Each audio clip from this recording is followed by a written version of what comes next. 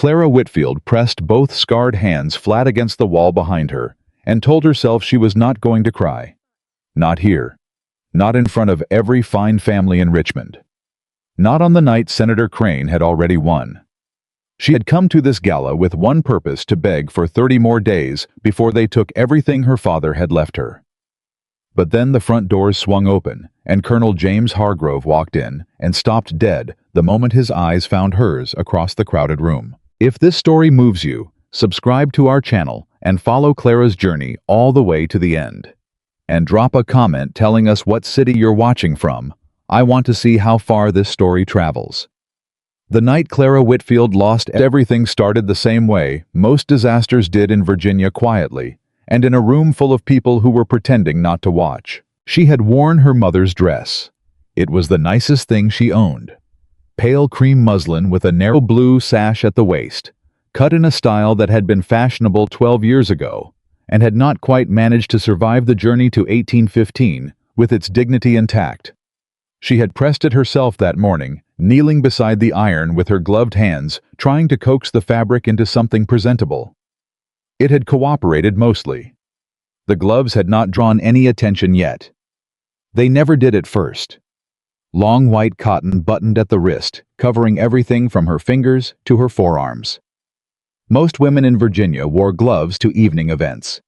Clara simply wore them for a different reason. The Richmond Victory Gala was held every summer at Caldwell House, the grandest private residence in the city, owned by a family whose fortune had outlasted 3 generations of poor decisions and 2 wars.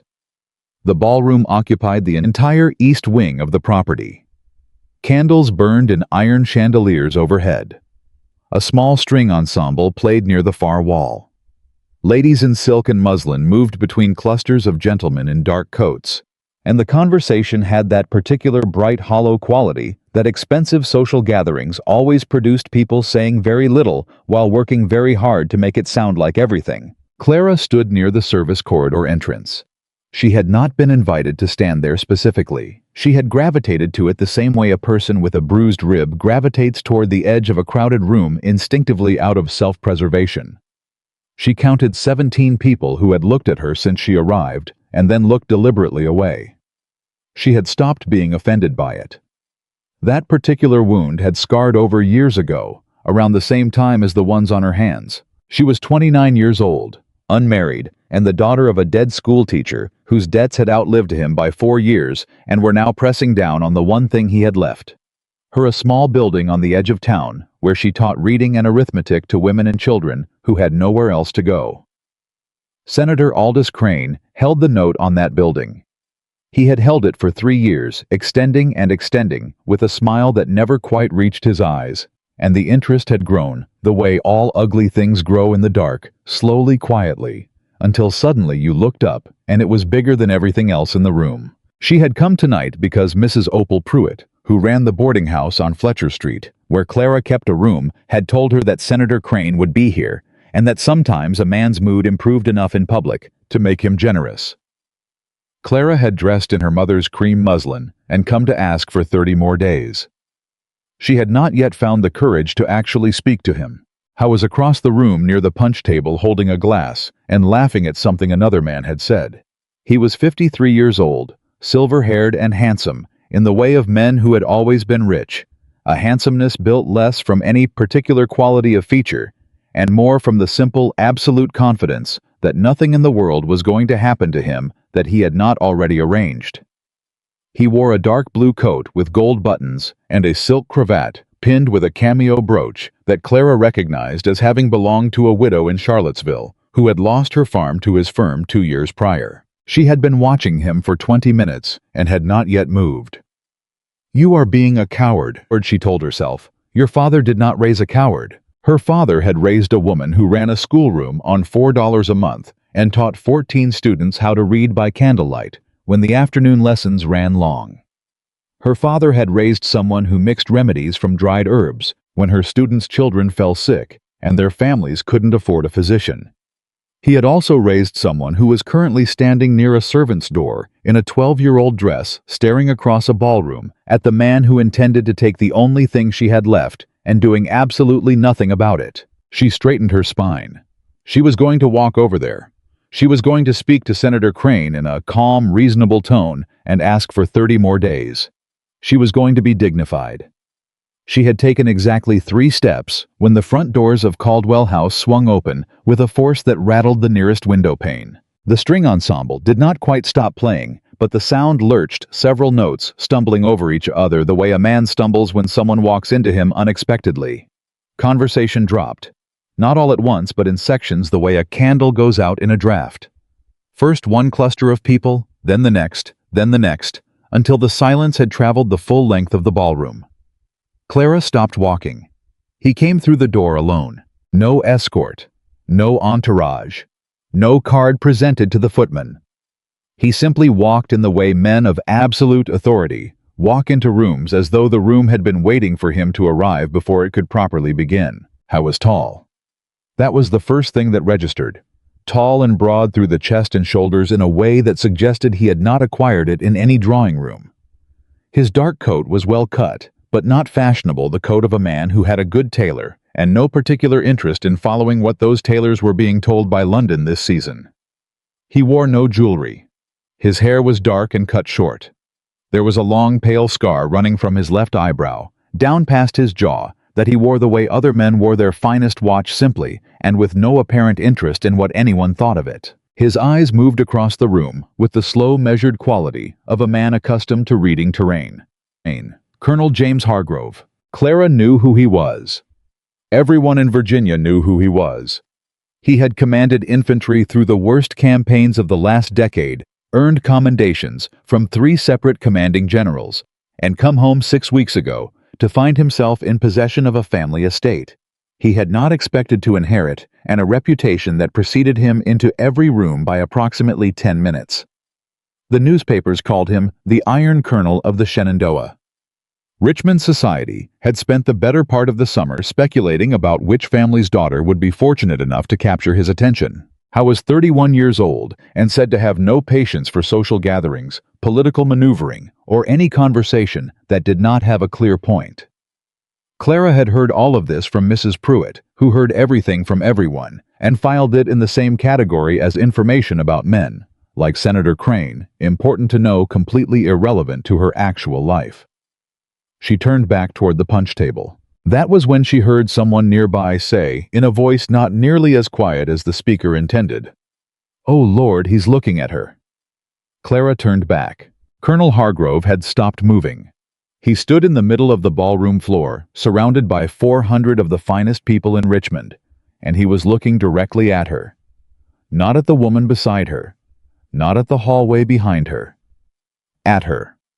Clara Whitfield in her 12-year-old dress with her cotton gloves and her bruised pride and her undelivered request for 30 more days. His expression did something she could not name. Something shifted behind those dark, careful eyes, a crack in that measured composure, sudden and deep, like ice moving in a spring thaw. His lips parted. He walked toward her. The crowd moved out of his way without being asked. People stepped aside the way water steps aside for a stone dropping through it instinctively without resistance. Clara watched him come and felt the strange, paralyzing certainty that running was not an option. Though her feet had already made several suggestions in that direction. He reached her. Howe was close enough that she could see the lines the years had cut around his eyes. Close enough to see that his hands hanging at his sides were scarred across the knuckles, the way hands get scarred when they have done very hard work for a very long time. He did not introduce himself. He did not bow. He reached out, took her gloved right hand in both of his and held it. Not the polite fingertip hold of a society greeting. He held her hand the way a person holds something they were afraid they had lost. Then he stepped back, turned toward the nearest chair. A gilded affair near a window column, sat down in it and drew her gently but unmistakably into the seat beside him. Not onto his lap, as the whispers would later exaggerate it. He simply sat beside her in a room full of standing people and held her hand and looked at her as though she were the only person in the building worth looking at. 400 people stopped breathing at the same time. Clara could hear it, the collective suspension of the room. Fans that had been moving went still. Glasses halted midway to mouths. The string ensemble, finally losing its nerve, entirely trailed off into silence. Senator Crane, across the room by the punch table, set his glass down very slowly. "Who are you?" Clara said in a voice so low it was almost not a sound at all. "And why in God's name are you doing this?" Colonel Hargrove looked at her. His voice when he spoke was quiet and rough. The voice of a man unaccustomed to using it for anything except commands and necessity. "I am the man who has been looking for you for 9 years, he said. "And I am doing this because I walked into this room and saw the way they were treating you, and I found I had no patience left for it." Clara stared at him. "You don't know me," she said. "I know you better than you think, Miss Whitfield." "Then you have me at a disadvantage, Colonel, because I have never seen you before in my life." Something shifted in his eyes again, that same deep, unreadable thing. "You have," he said quietly. "You just don't know it yet." The scandal broke over the room like a summer storm, sudden and total. Clara could feel it happening around her, the whispers spreading outward from where they sat like rings in disturbed water. 400 tongues would be sharpening before the evening was finished. By morning, every drawing room in Richmond would have a version of this story, and none of the versions would be kind to her. She pulled her hand free. "Let me go," she said. "You are causing a spectacle, and I am going to be the one who pays for it. I always am." "Not this time." "Colonel, walk with me." He stood. He did not grab her arm or position himself between her and an exit. He simply stood and offered his hand again, palm up, and waited. 5 minutes. A quiet room. I will explain everything, and if you still want to leave, I will arrange your carriage myself. Clara looked at his offered hand. She looked at the 400 faces watching her with the particular hungry attention that Richmond society reserved for public disasters. She looked at Senator Crane still standing by the punch table, watching the scene with narrow, pale eyes and an expression she did not quite trust. She took the colonel's hand. They moved through the crowd together, and people parted again, though the murmuring did not stop. Clara kept her chin level and her eyes forward and told herself this was not humiliation. She had experienced humiliation. She knew exactly what it felt like. This was something else. She could not yet name what. A Caldwell house servant directed them to a small sitting room off the main corridor, a plain, practical room with 2 chairs, a writing table and a window overlooking the side garden. James closed the door behind them. The noise of the ballroom faded to a low, distant hum. Clara turned to face him. "Explain yourself," she said. Her voice had found its edges again. "You have just handed every gossip in Richmond a full week of material, and my name was already barely surviving the last round. So you will tell me what that was about, Colonel, or I walk out that door right now." James stood very still. The lamplight threw half his face into shadow and caught the scar along his jaw in sharp relief. He did not look like a man playing a game. He looked like a man who had been carrying something heavy for a very long time and had only just found the place to set it down. "Morrow's Creek," he said quietly. 9 years ago, summer of 1806. Clara went very still. "There was a soldier," James said. His voice was even and deliberate, the voice of a man choosing each word with care. 22 years old, separated from his regiment in the retreat from the Western Ridge. He made it as far as Morrow's Creek before the fever took him down. He collapsed in a drainage ditch at the edge of a farm property, and he would have died there except a young woman found him. Clara did not move. She was maybe 20 years old, James continued. Alone on the property. She could have left him. She could have sent word to the nearest garrison and waited 2 days for them to come collect him. Instead, she dragged him by herself to the storage barn behind the main house and kept him alive for 3 days on water-dried herbs and sheer stubborn will. He paused. On the 3rd night, a lantern fell. The hay caught. The room was very quiet. "That girl ran back into the fire," James said, and pulled the soldier out with her bare hands before the roof came down. She burned herself badly doing it. By the time the soldier was coherent enough to ask about her, she was gone. The farm was abandoned. No neighbors within 2 miles who would give a name. Clara's hands had begun to tremble. She pressed them flat against her skirt to stop the shaking, but it did not help. "That soldier," she said slowly. The words came out rough and thin. Was a boy, barely a man, filthy and shaking, and so deep in the fever he didn't know his own name. I knew my name, James said. I didn't know yours. The silence that followed lasted a long time. Clara stood with her trembling hands pressed flat against her skirt and looked at the man in front of her and tried to reconcile the memory she had carried for 9 years. The wasted, fever-soaked boy, all sharp angles and burning skin, barely 10 stone too sick to lift his own head, with this broad-shouldered, battle-scarred colonel standing in the lamplight of a Richmond sitting room. You were dying, she said finally. I was. You stopped that. I carried you on my back. The memory surfaced without permission, vivid and sudden. You weighed almost nothing. It wasn't even a difficult thing to do. The fire was. She looked down at her gloved hands. I searched for 9 years, James said. Letters to every county courthouse between here and the Western Ridge. Men sent to knock on doors. Parish records. I had your approximate age and the location and the memory of dried herbs hanging from the barn ceiling. And that was all. It was not enough. Until tonight when I walked into that room and saw you standing against the wall and recognized something I had spent 9 years trying to find. You recognized me from 9 years ago. Clara's voice was sharp with disbelief. You were delirious. You could barely keep your eyes open. I recognize the way you stand, he said simply. Like someone who has decided they are not going to let this room beat them, even when everything in their face says it already has. Clara opened her mouth. She closed it again. You had no right, she said finally. What you did out there pulling me to sit with you like that in front of everyone, you made me into a spectacle. I know. I have been a spectacle before. It cost me everything. Something in James's expression shifted. Tell me, he said quietly. It was not a command. It was barely even a request. It was the way a person speaks when they actually want to know. And Clara, who had not told anyone the full story in 3 years, heard herself speak. His name was Gerald Merritt, she said.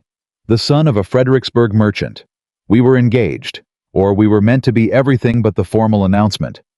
And then one afternoon he saw my hands without the gloves. She paused. The telling was easier than she expected. Perhaps because her voice had gone flat enough that the words didn't have much room to hurt her anymore. He ended it that evening. He told his family I was disfigured, and his family told their friends, and their friends told everyone else, and within a month, the story in every parlor in 3 counties was that Clara Whitfield had damaged hands and damaged prospects, and any man who courted her was either desperate or had very poor eyesight. She looked up. I have not attended a social event since then, until tonight. Why tonight? Because Senator Crane holds the note on my schoolroom building, and the note is due at the end of the week, and I came here to ask him for 30 more days. A silence fell. James looked at her steadily, and something changed in his eyes, something that went harder and quieter all at once, like a door being locked from the inside. Crane, he said, you know him. I know of him. Every man who's tried to do honest business in this state knows of him. James paused. How much? The note is for $800. With interest, it's closer to $1,200. My father borrowed against the building before he died, and I have been paying the interest for 4 years, and the principal has barely moved. Because Crane keeps extending the terms. And charging for the extensions. Of course he does. James's voice had gone very quiet. Miss Whitfield, I want you to listen to me carefully. Senator Crane did not come to this gala tonight because he enjoys summer parties. Clara looked at him. What do you mean? I mean that man came here tonight because he knew you would be here, and he is waiting to see how desperate you look before he talks to you. Desperation is his favorite negotiating tool. The more frightened you are, the worse the terms he offers. You're saying? I'm saying that whatever he offers you tonight, it will cost you more than 30 days. Clara stood very still. She had suspected this not consciously, not in clear words, but in the way she had felt her stomach tighten every time she looked across the room at Crane's easy smile. He wants the building, she said slowly. I wants everything in it, James replied. The building, the land, the deed. He'll dress it up as a compromise. He'll call it a restructured arrangement. but what he'll be offering is a trap with better upholstery. The room felt smaller than it had a moment ago. Clara pressed her gloved hands together in front of her and breathed carefully through the weight of it. "Why are you telling me this?" she asked. "Because you deserve to walk into that conversation knowing what he's actually after. And that's all information out of gratitude for." "No." James held her gaze without flinching. "Not only gratitude, I told you. I have been looking for you for 9 years. I would like the chance to know who you are now. The rest. Crane the note, the building, that is a separate matter, and we will deal with it separately." "We," Clara said, "if you'll allow it." She studied him. This broad-scarred, deeply serious man, who had crossed a crowded ballroom to hold her hand, who had recognized her by the way she stood, who had searched for 9 years for a girl he had only known for 3 days in a burning summer barn. "I don't need saving, Colonel," she said. "Ma'am," he said. "I watched you stand against that wall for 20 minutes, deciding whether you were brave enough to cross a room. You are the last person on earth who needs saving. What I am offering is considerably less dramatic than that." "What are you offering?" "Backup," he said simply. For the first time since the front doors of Caldwell House had swung open, Clara almost smiled.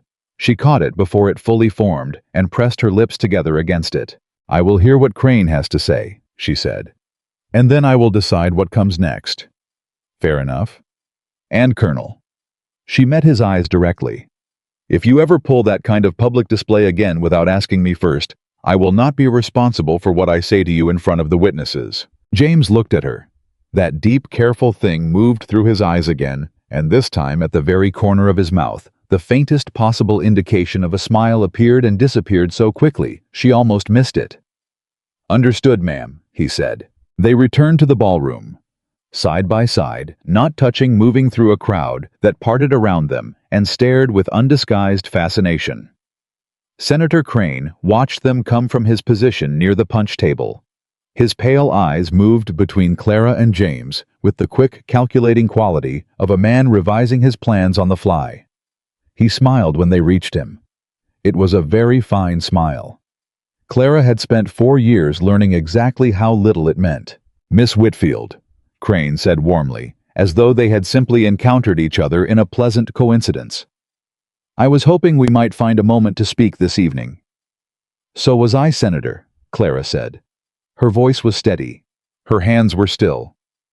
"I believe you know Colonel Hargrove." Crane turned his smile toward James. It did not quite reach the same wattage. "Colonel, I had heard you were back in Virginia. Welcome home." "Senator," James said. "Nothing else." Crane returned to Clara. "I understand you've been hoping to discuss the arrangement on your father's building. I've been giving it some thought, and I believe I have a proposal that might suit everyone's interests." "I'm sure you do," Clara said. "Perhaps we might step somewhere quieter. Here is fine, Senator." Crane's smile thinned by approximately 1 degree. "Very well. I am prepared to offer a further extension of the note, 60 days, which is quite generous in exchange for a partial deed transfer. Nothing dramatic. Simply a shared ownership arrangement that gives my firm some security against the outstanding balance."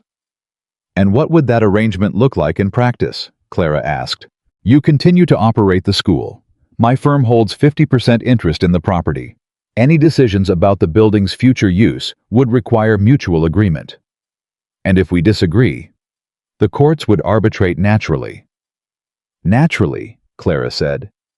She was quiet for a moment. She could feel James standing to her left, not moving, not speaking, simply present in the way of something very solid, placed very deliberately in a particular spot. "Senator Crane," she said, "I'd like until Monday to consider your proposal." Crane blinked. He had expected something else, tears perhaps, or gratitude, or the fluttering, anxious compliance he had been cultivating in her for 4 years. "Monday is only 2 days. "Yes, sir, it is." He looked at James. He looked back at Clara. Something moved behind his pale eyes.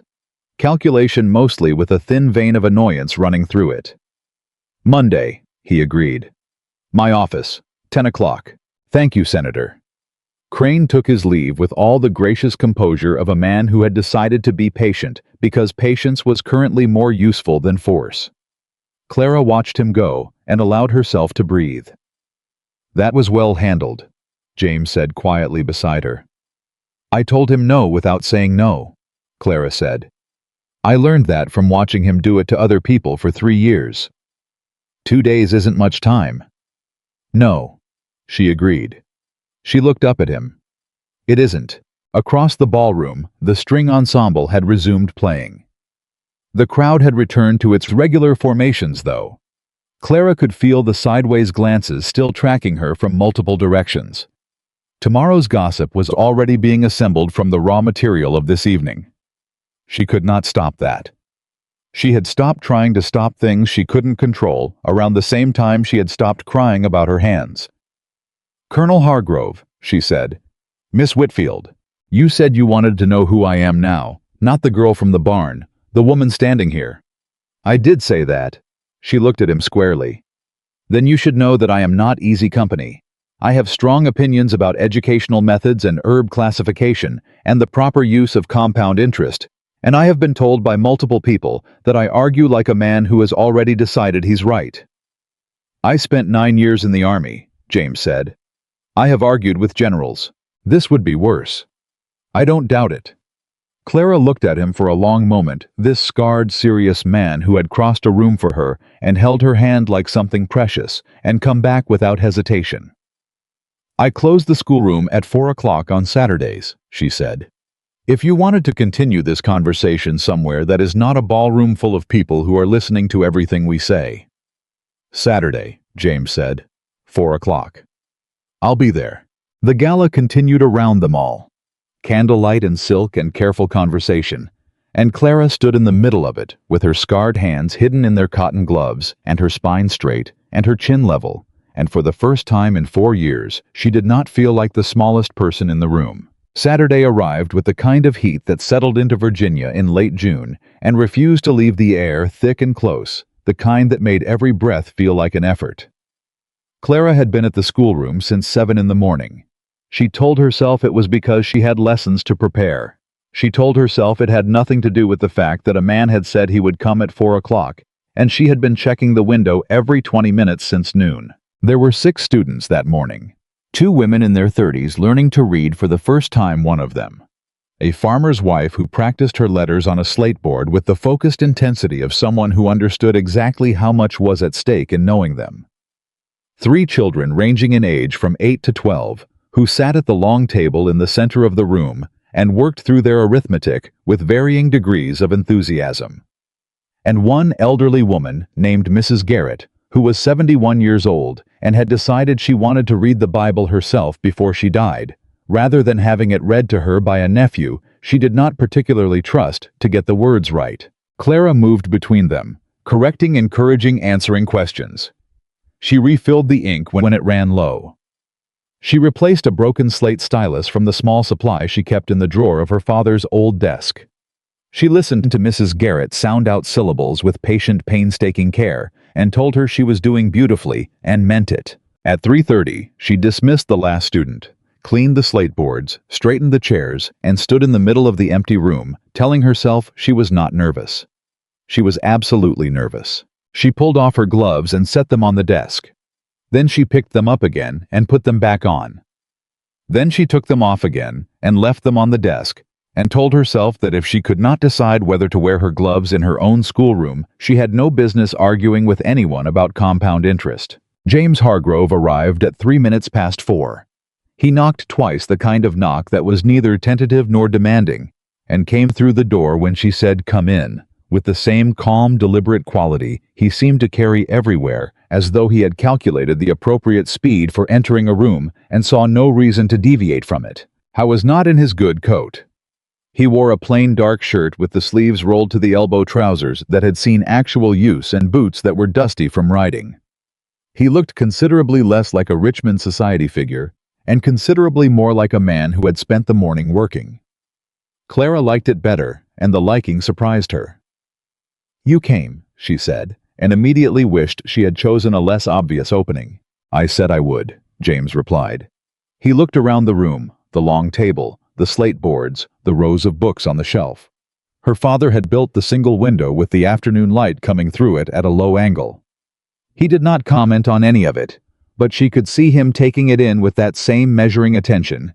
He had turned on everything since she had met him. "Sit down if you like," she said. "There's no good chair. They're all built for children. I've slept on the ground in 3 countries. A small chair is fine." He pulled one out from the table and sat in it, and it was such an incongruous sight. This broad-shouldered man folding himself into a schoolroom chair with complete unself-consciousness, that Clara felt something loosen in her chest that she had not realized was clenched. She sat in her own chair behind the desk. Her bare hands rested on the wood in front of her. She had not put the gloves back on, and she watched him notice this without making a point of noticing it, and was obscurely grateful for it. "You said you wanted to know who I am now," she said. "So did you. I thought we ought to do this properly." "Agreed," he said. "You first." Something flickered in his expression, not quite amusement, but adjacent to it. "What do you want to know?" "Anything true," Clara said. "I have heard the newspaper version, the Iron Colonel of the Shenandoah, decorated service, family estate. I don't need that version. I want the version you'd tell someone who doesn't care about the decorations." James was quiet for a moment. Not the quiet of a man avoiding the question, the quiet of a man deciding where to actually begin. "I joined because I was 20 and angry, and I didn't know what else to do with either of those things," he said. "My father had just died. My brother was running the estate and didn't need my input. I had a good horse and no particular prospects, and the army seemed like a place where anger was useful rather than embarrassing." Was it? Sometimes. The rest of the time it was just loud and cold and exhausting, and the men you cared about died in ways that made no sense, and you kept moving because stopping meant thinking about it. He looked at his hands, then back at her. "I was not a pleasant person for most of those years. I was competent. Competence is easier than pleasant." "I know the feeling," Clara said. "I imagine you do." "And then your brother died. Typhus, 1913. I got the letter in Portugal. I had a week to grieve before we moved positions, so I grieved in a week and put it away and came home when the campaigns were finished." He paused. "Coming home is its own particular difficulty. The estate was there. The title was there. All the things my brother had spent his life building were there waiting for me, and I had spent 9 years learning to live without anything that couldn't be packed in a saddlebag." "Does it fit yet?" Clara asked. "The estate, the title." "Not entirely," he said. "Does the schoolroom fit you?" She looked at him. The question was more perceptive than she expected. "Better than anything else has," she said. "My father was the teacher. I grew up in this building. It was the family home before he converted the front rooms. When he died and left the debt, the logical thing would have been to sell it and take a position somewhere as a governess. That's what everyone told me to do. But there were women in this town who needed somewhere to learn, and nobody was providing it. And I had the building and my father's books, and enough stubbornness to ignore the logical thing." She looked down at her bare hands. "The hands don't help. People see the scars and they make decisions. I've lost 3 potential patrons in 4 years because they didn't think a woman who looked like she'd been through something difficult was the right face for an educational establishment." "That is a remarkably foolish way to evaluate a teacher," James said. "Yes, it is. The best teacher I ever had was a man with a missing arm who'd been a surgeon until a cannon took it. He taught mathematics in a field hospital with a piece of charcoal and a piece of board, and he was clearer than any instructor I'd had in a formal classroom." James held her gaze. "What people have been through doesn't diminish what they know. It usually makes it more honest." Clara was quiet for the moment. The afternoon light shifted. Somewhere outside, a horse moved in the street. "You really did look for me," she said. "For 9 years." "I did." That's... She stopped. Started again. "That's an extremely long time to look for someone you knew for 3 days." "You saved my life," James said simply. "That doesn't seem like the kind of thing you let go." "People let go of things like that all the time. It's practically routine. Not for me." He said it without drama, without the particular weight people use when they want to be impressive. Just a flat, clear fact. I don't let things go easily. It's not always an admirable quality. No, Clara agreed. But it has its uses. They sat in the small, sun-warmed schoolroom for another hour. They talked about her father's teaching methods and the particular challenge of teaching reading to adults who had been ashamed of not knowing how for most of their lives. They talked about the botanical remedies she mixed for her students' families when they couldn't afford a physician, and James identified the herbs she described by their battlefield applications, with the ease of a man who had used every one of them in conditions she could not entirely imagine. They talked about the estate he had inherited, and the tenant farmers he was trying to figure out how to be responsible for, and the gap between the military command structure he knew and the very different requirements of keeping 400 acres productive. It was, Clara would think later, the most straightforwardly useful conversation she had had in years. No performance in it. No social calculation. Just two people sitting in a small room and telling each other true things. At 5:30, she remembered Monday. I have to go to Crane's office at 10, she said. The lightness that had been in the room shifted slightly. I've been thinking about his proposal. And, it's a trap. You were right about that. 50% interest in the property with arbitration through the courts means he can tie up any decision I try to make for years. He doesn't want a partnership. He wants a slow legal stranglehold. Yes, James said. I can't pay the full note. I don't have $1,200. I have $37 and a box of dried chamomile. She said it without self-pity, just the plain arithmetic of her situation. So either I walk into that office Monday and sign something that loses me the building slowly, or I don't sign and he takes it quickly. Those are my options. Those are not your only options, James said. Colonel, let me pay the note. The room went quiet. No, Clara said. Her voice was perfectly level. Miss Whitfield? No. I appreciate what you're trying to do, and I understand why you're trying to do it, but I will not be indebted to you. I spent 4 years being indebted to Crane, and that is the precise situation I am trying to escape. Exchanging one debt for another is not a solution, it's a relocation. This would not be a debt. It would be a gift. That is a worse problem, not a better one. James looked at her. Why? Clara met his eyes directly. Because I don't know you well enough to accept a gift that size without strings, and gifts always have strings, whether anyone admits it or not. And because if I am ever going to rebuild what Crane has spent 4 years dismantling, I need to do it on ground that belongs to me, not ground that someone else paid for. The silence lasted long enough to have weight. All right, James said finally. All right? She had expected more resistance. You know your situation better than I do. I disagree with your assessment of what constitutes a practical solution. But I am not willing to force a solution on a woman who has spent the last 4 years having solutions forced on her. He paused. But I am coming with you Monday, to Crane's office. That is not necessary.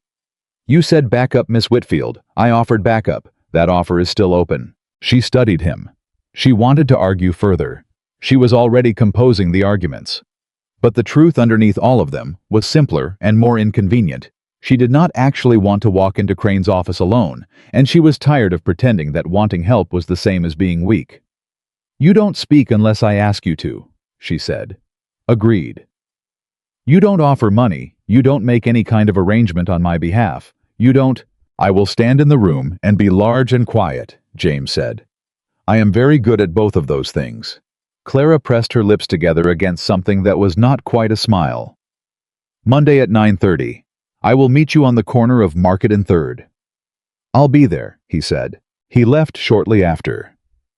Clara sat for a while in the empty schoolroom, listening to the street outside settle into its evening sounds, and thought about what it meant that she had told a man she had known for less than 48 hours more true things about herself than she had told most people in years. She did not arrive at a conclusion.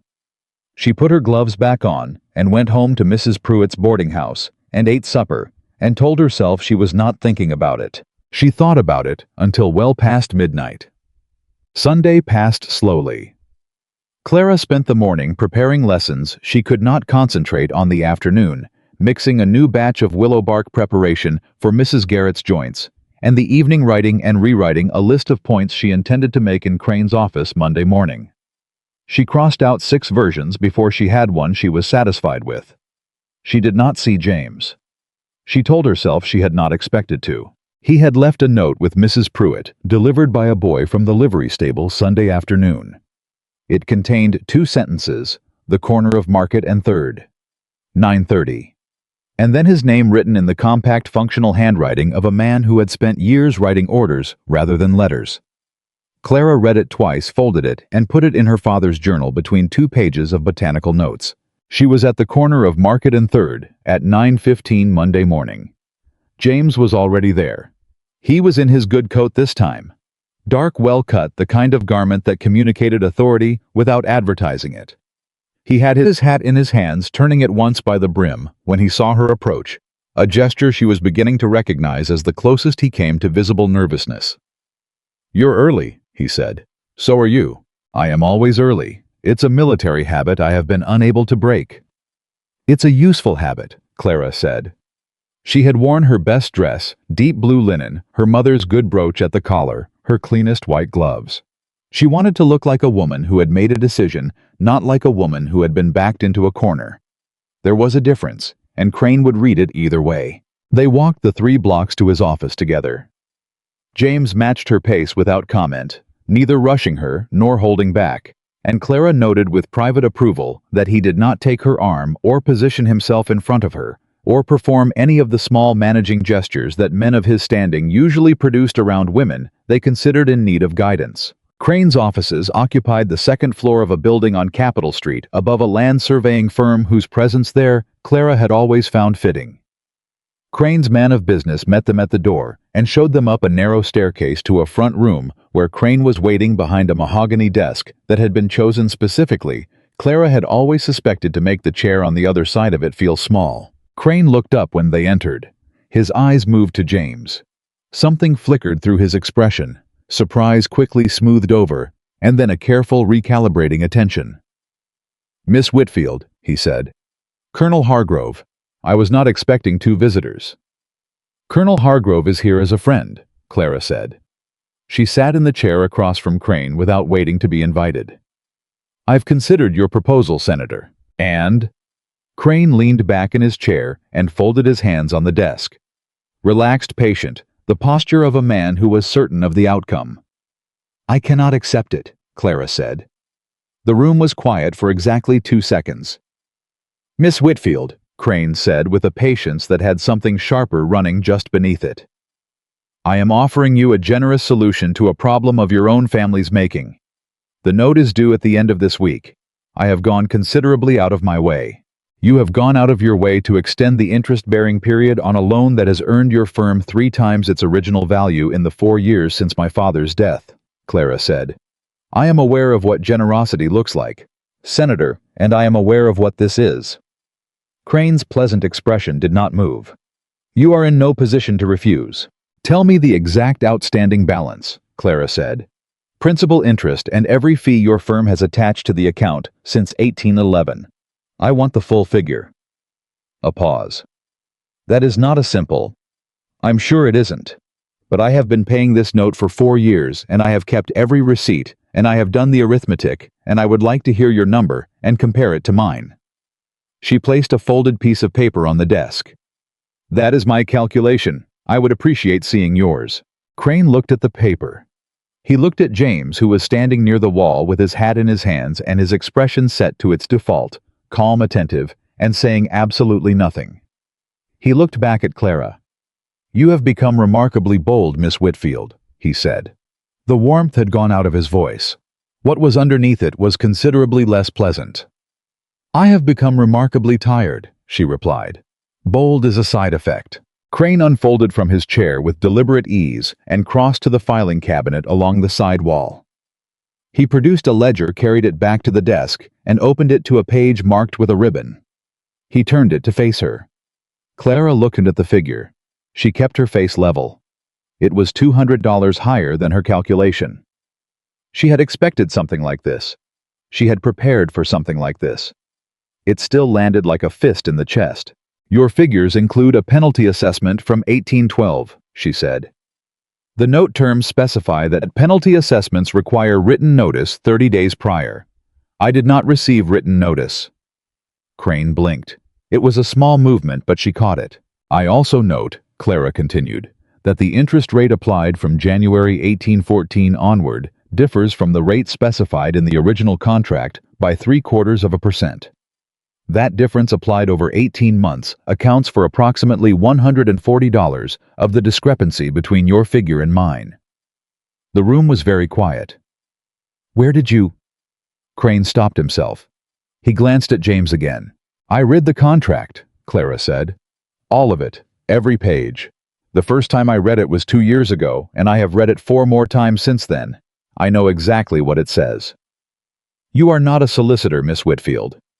"No, sir. But my father was a very precise man, and he taught me to read precisely.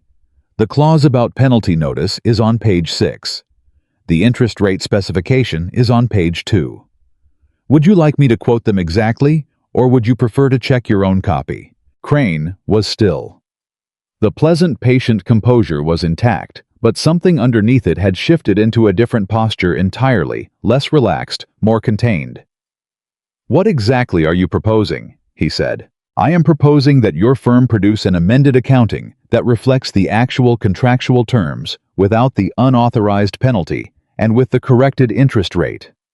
I am then proposing a payment arrangement based on that corrected figure, monthly payments of a specific amount over a defined period with a fixed end date and no further extensions. And if I decline, then I take my copy of the contract and my 4 years of receipts and my calculations to a solicitor and ask him to look at whether the discrepancies I've identified constitute a breach of the loan terms on your firm's part." Clara held his gaze. "I understand that process would take some time, long enough perhaps to complicate any proceedings you might attempt to bring against the property." Silence. The kind that meant something was changing in the room. James had not moved from his position near the wall. He had not spoken a single word. He was simply standing there, large and quiet, exactly as he had promised, and the weight of his presence was doing exactly what she had needed it to do, reminding Crane that this conversation had a witness. Crane looked at her for a long measuring moment. Then he closed the ledger. "I will have my man of business review the accounting," he said. His voice was even. "You will receive a revised statement by Thursday." "Thank you, Senator," Clara said. She stood. She picked up her folded calculation from the desk. "I look forward to reviewing it." She walked to the door. James fell into step behind her without being asked. They descended the narrow stairs and came out onto Capitol Street in the morning heat, and Clara kept walking steady, direct one foot in front of the other, until they had turned the corner off Capitol and were half a block clear of the building. Then she stopped. She pressed her gloved hands flat against her skirt. Her heart was hammering so hard she could feel it in her throat. "That," James said from beside her, in a tone of genuine quiet admiration, "was one of the most impressive things I have ever watched anyone do." "I was terrified the entire time," Clara said. Her voice was not quite steady. "I know. You did it anyway," she breathed. In and out, slow and careful, until the hammering in her chest subsided to something manageable. "He'll come back," she said. "Whatever the revised accounting says, whatever arrangement he offers next, this isn't finished. Men like Crane don't let things go." "No," James agreed. "They don't. So I bought time. Maybe. If he thinks there's any chance a solicitor could create problems for him, he'll move carefully. But he is not going to forgive being outmaneuvered in his own office." "Probably not." Clara looked at him. "You're supposed to tell me it'll be fine." "I don't know that it'll be fine," James said. "I know that you just walked into that room with a piece of paper and 4 years of receipts and backed a man 3 times your political weight into revising his own ledger. That is not a small thing. Whatever comes next, that happened, and he knows it happened, and he will not be able to pretend it didn't." She looked at him for a long moment.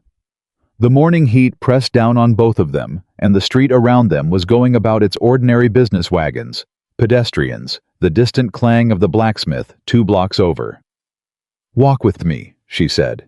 "I need to think, and I think better when I'm moving." "All right," he said. They walked. No particular direction, just the streets of Richmond in the summer heat, and Clara thought out loud, and James listened, and occasionally said something useful, and for the length of that walk, she felt something she had not felt in a very long time.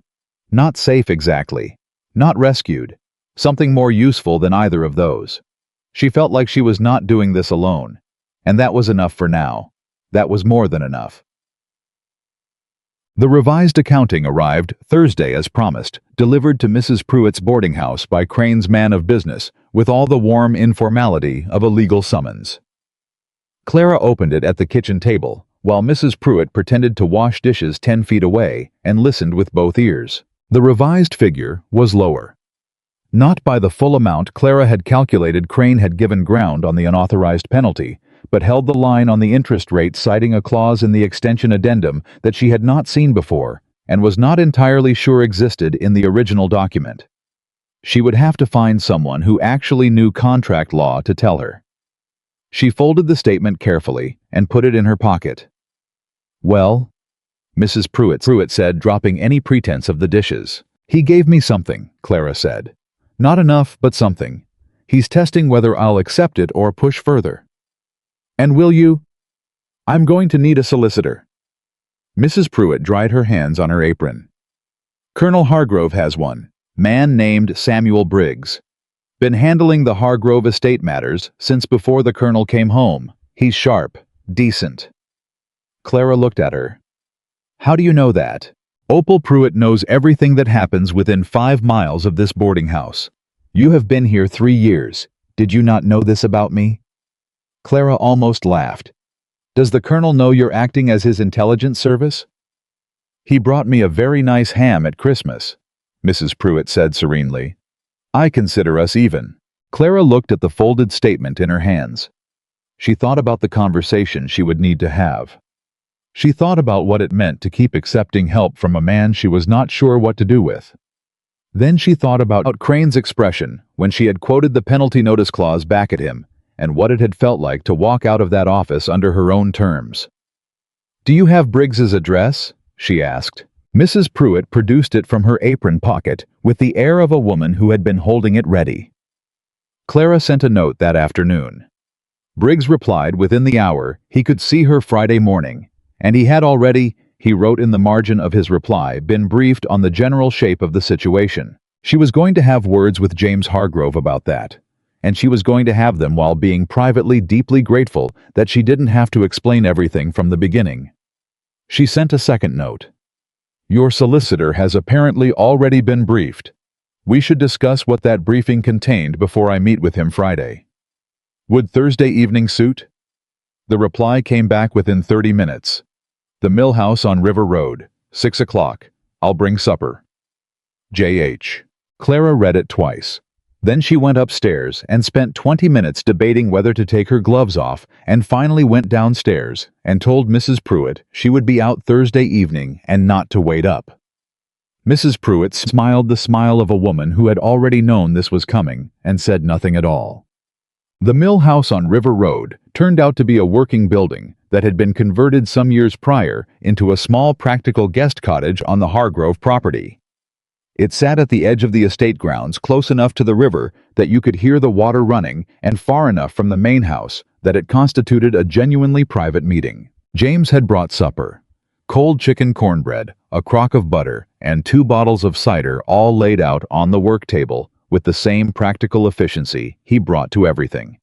He had clearly done this himself, rather than sending someone. The arrangement had a functional, rather than decorative quality about it, that Clara found immediately more comfortable than anything a household servant would have produced. She took off her gloves when she sat down. She did it without ceremony, simply pulled them off and put them on the edge of the table, and reached for the cornbread, and James poured the cider and said nothing about it, and something between them settled into a new and slightly different register. "Briggs," she said. "I told him the outline, not the details." "What constitutes the outline?" "That Crane holds a note on your father's building, that the accounting may contain irregular charges, and that you would be coming to him with documents." He looked at her. "Nothing about the barn, Nothing about the gala. Nothing about any arrangement between us. That is your story to tell or not tell as you choose. Clara looked at him. Thank you, she said, and meant it plainly. Briggs is good, James said.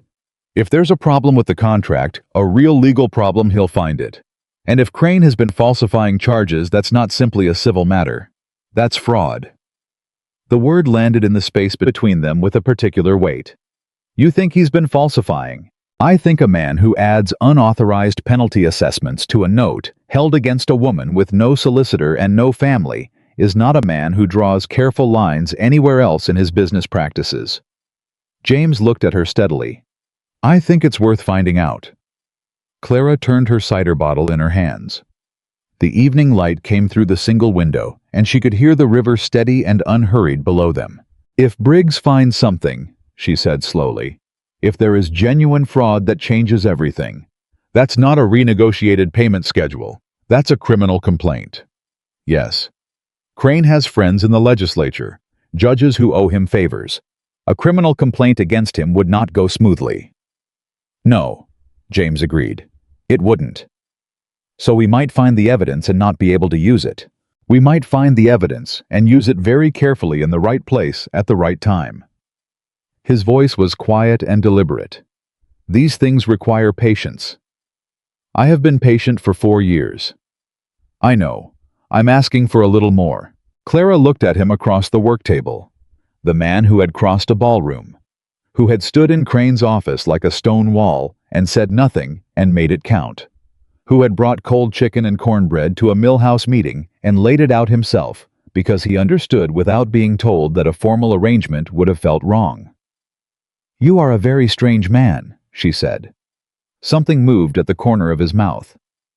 So I have been told. How long have you actually been planning this? She asked. Not the gala. I understand the gala was you saw me and you reacted, but the solicitor, the Millhouse, the supper. She looked at him steadily. How long? James set his cider bottle down. He turned it once on the table. Since Sunday, he said.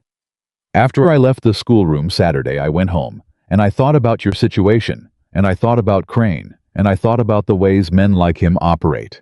And I made some inquiries. What kind of inquiries?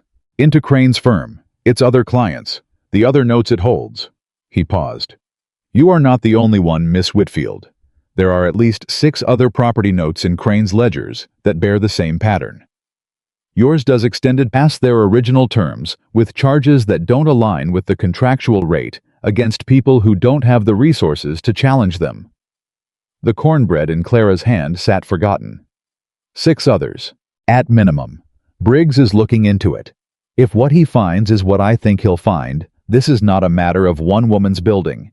This is a pattern of deliberate fraud against people Crane calculated could not fight back. Clara was very still. He did not pick your father at random, James said. His voice was careful and even, but something in it had gone harder. He picked him because your father was good and honest and in need, and men like Crane make careers out of finding people who are good and honest and in need, because those people trust the paperwork they're handed and don't read the fine print. And then they die, Clara said quietly, and leave their daughters to carry what they couldn't. Yes. She set the cornbread down. She looked at her bare hands on the table, the scarred familiar knuckles, the twisted ridges of old burns that she had spent years hiding and years hating and was only beginning slowly and with considerable resistance to stop doing either. If we do this, she said, if Briggs finds what you think he'll find and we bring it forward, Crane will know it was me. He'll know I'm the one who started it. Whatever he does to the building, whatever legal proceedings. I know, James said. It could get considerably worse before it gets better. Yes. And you still think we should pursue it? James held her gaze. I think you should pursue it if you decide it's the right thing to do. It is your choice, Miss Whitfield. Entirely yours. I will back whatever you decide. Clara looked at him for a long time. The river ran steadily outside.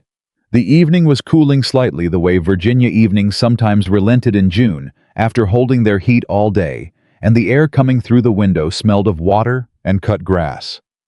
She had run into a burning barn for a stranger she did not know. She had come out with burned hands and no thanks and no witnesses, and gone home and gone on. If she had known then what it would cost her, the scarring, the years of hiding Gerald Merritt's face when he saw her hands, would she have done it differently? She turned the question over honestly. No, she would not. Tell Briggs to look for everything, she said. All of it.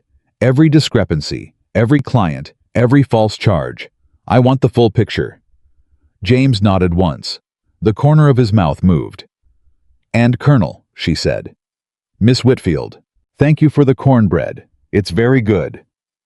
He looked at her across the table, and that small, almost smile appeared and held for just a moment longer than it had before. My housekeeper made it, he said.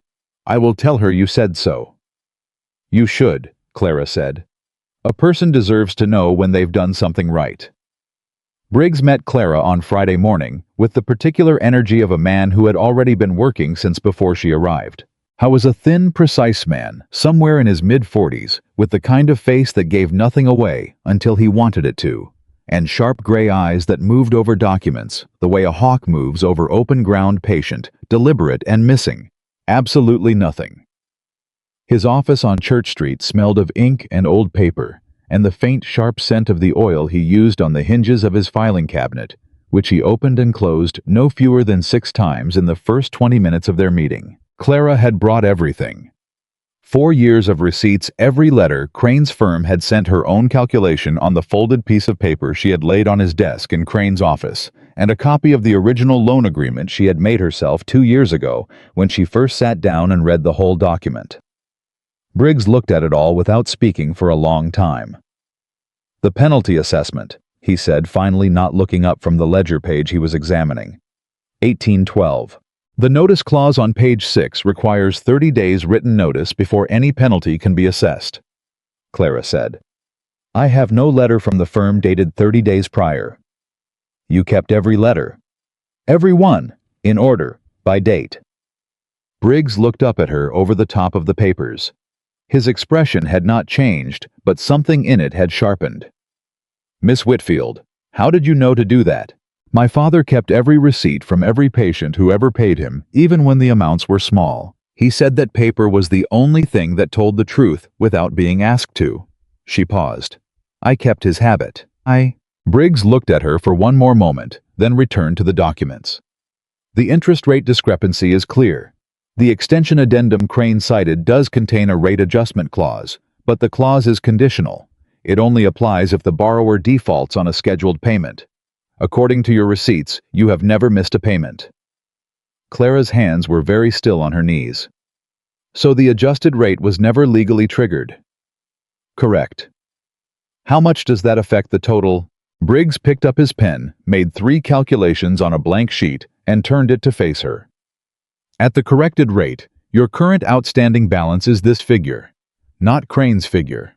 Not even your figure lower than yours, because your calculation used the extended rate for the first 18 months before you caught the discrepancy. Clara looked at the number. Something moved in her chest. Not relief, not yet, but the preliminary sensation of something that had been pressing on her for 4 years, beginning very slightly to ease. He's been overcharging me, she said. By a significant margin, over 4 years. Briggs set down his pen. Miss Whitfield, I need to tell you something that Colonel Hargrove asked me to look into separately, and which I have spent the last 2 days examining.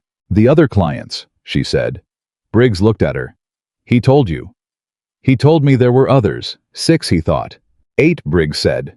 8 other notes held by Crane's firm that show the same pattern. Unauthorized penalty assessments, interest rate adjustments that were never contractually triggered, and in 3 cases, charges for legal fees that do not correspond to any documented legal action. He folded his hands on the desk. This is not careless accounting, Miss Whitfield. Careless accounting makes random errors. These errors all run in the same direction, and they all affect people who do not have legal representation. The word James had used, Thursday evening fraud, sat between them without needing to be said.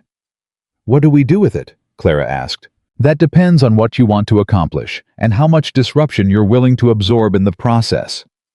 Briggs was matter-of-fact about it the way a physician is matter-of-fact about a difficult prognosis. A formal complaint to the circuit court would trigger an investigation. Crane has friends in the circuit. The process would be slow and combative, and he would spend every day of it making your life difficult. "I know," she said. "There is another path." Briggs paused. The Federal Land Office has jurisdiction over property transactions that involve fraud. If the documentation supports it, and I believe it does, a complaint filed at the federal level bypasses the circuit court entirely. Crane's local connections are considerably less useful against a federal examiner. How long would that take? Weeks, not months. Federal examiners move faster because they are not subject to the same calendar pressures as the circuit.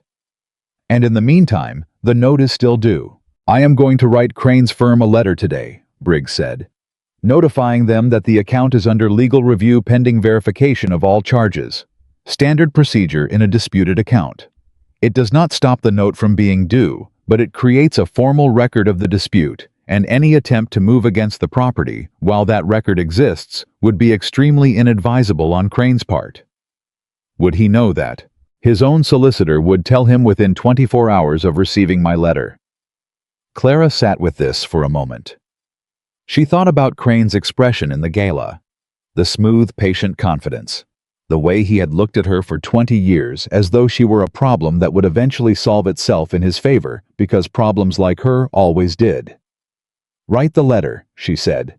"I will have it delivered by this afternoon." She stood. She pulled on her gloves. She picked up her receipts and her copy of the loan agreement and tucked them back into the leather folder she had carried them in. "Miss Whitfield," Briggs said. She stopped. "You have an extraordinarily well-documented case, better than anything I expected when the Colonel first contacted me." He paused. "Your father taught you well." Clara's throat tightened. "Yes," she said. "He did." She walked out of his office and down the stairs and onto Church Street and kept moving because if she stopped, she was going to have to stand in the middle of the sidewalk and breathe through something very large, and she was not going to do that in public. She walked 4 blocks before she stopped. She stood with her back against the wall of a building and pressed both gloved hands flat against the brick and breathed. 8 people. Crane had done this to 8 other people that they had found. 8 other families with notes and false charges, and no one to read the fine print for them. Her father's signature on a document he had trusted because he was good and honest and in need. "I'm sorry, Papa," she thought. "I should have read it sooner." She breathed until the tightening in her chest loosened enough to move. Then she straightened her spine, adjusted her gloves, and walked back to Mrs. Pruitt's boarding house to wait for whatever Crane was going to do next. She did not have to wait long. Crane's response to Briggs's letter arrived the following morning. Not a letter from his solicitor.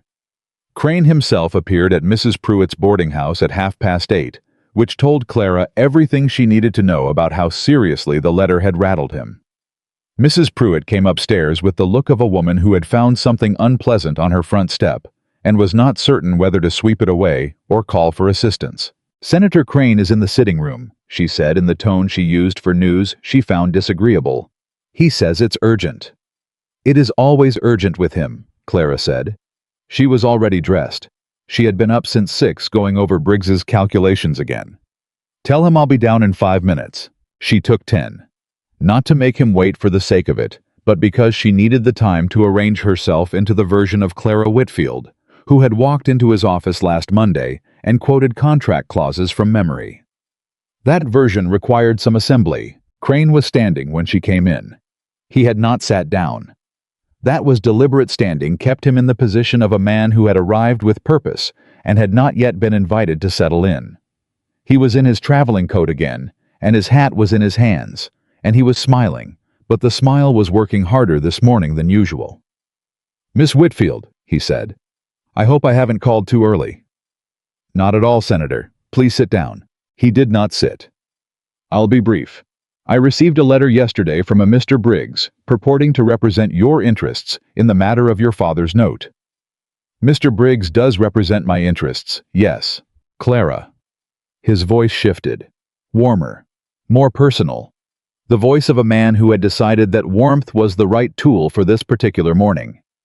"We have known each other for 4 years. I have extended considerable patience to you and to your father's estate. I think we can resolve this between ourselves without involving solicitors who will complicate a simple matter and charge you handsomely for the privilege." "The matter is not simple," Clara said pleasantly. "Mr. Briggs has identified several charges on the account that do not align with the original contract terms. Until those discrepancies are resolved, the account is under review." "Those discrepancies are documented," she said. "Thoroughly. Mr. Briggs has copies of every receipt I have kept since my father's death, and he has compared them against the contract terms in some detail." Crane's smile thinned. "A complaint to the Federal Land Office is a serious step, Miss Whitfield. A step that could have significant consequences for you and for the building you're trying to protect. Federal proceedings draw attention. That kind of attention is not good for whom, Senator, silence. Because from where I stand, an independent federal examiner looking at the account seems considerably more reliable than the circuit court." She held his gaze. "Unless you have a particular reason to prefer the circuit court." Crane looked at her. The warmth was gone now. What was underneath it was the thing she had always suspected was there. Cold, patient, calculating the part of him that did not bother with pleasantness, when pleasantness had stopped being useful. "You have made a significant miscalculation," he said quietly, "by involving Hargrove." "Colonel Hargrove is a friend," she said. "Friends provide perspective. Colonel Hargrove is a man who has been in Virginia for 6 weeks and does not fully understand how things work here." Crane turned his hat in his hands. "I have been doing business in this state for 30 years. I have relationships that precede his family's involvement in this county by a generation. That is not a threat, Miss Whitfield. It is simply geography." "I understand geography, Senator," Clara said. "I grew up here." He looked at her for a long moment.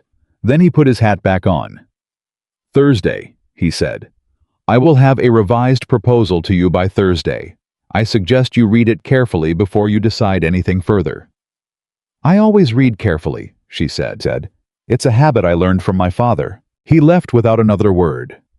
Clara sat in Mrs. Pruitt's sitting room and listened to the front door close and his carriage roll away. And then she pressed both hands flat against her thighs and told herself that had gone as well as she could have managed. Mrs. Pruitt appeared in the doorway with a pot of tea. "I listened through the wall," she said without a trace of apology. "Are you all right?" "I think so," Clara said. "He's going to try something else. I don't know what yet. You need to tell the colonel." "I know." She sent a note to the Hargrove estate within the hour. James arrived at the boarding house before noon on horseback, with the particular focused calm of a man who had read her note and decided that calm was what the situation required, even if it was not entirely what he felt. Clara told him everything. Crane's visit. The exact words, the specific phrase about geography and relationships, and 30 years of business. James listened without interrupting. When she finished, he was quiet for a moment. "He's going to move against the building before the federal review can be filed," James said. "That's what Thursday means. He's not preparing a revised proposal. He's preparing a legal action, and he wants 3 days to get it in front of a friendly judge before Briggs can get the federal complaint submitted." Clara had suspected this. Hearing it confirmed out loud still landed heavily. Briggs said the letter he sent creates a formal record of the dispute. It does. But a formal record is not the same as a filed complaint. Until Briggs files, Crane can move. Then Briggs needs to file today. "I already sent a writer to his office," James said. "He is expecting you this afternoon." Clara looked at him. "You sent a writer before you came here." "I sent a writer while I was saddling my horse," he said. "Yes." She should have been annoyed at the presumption. She found she was not. "Thank you," she said. "Miss Whitfield." He stopped.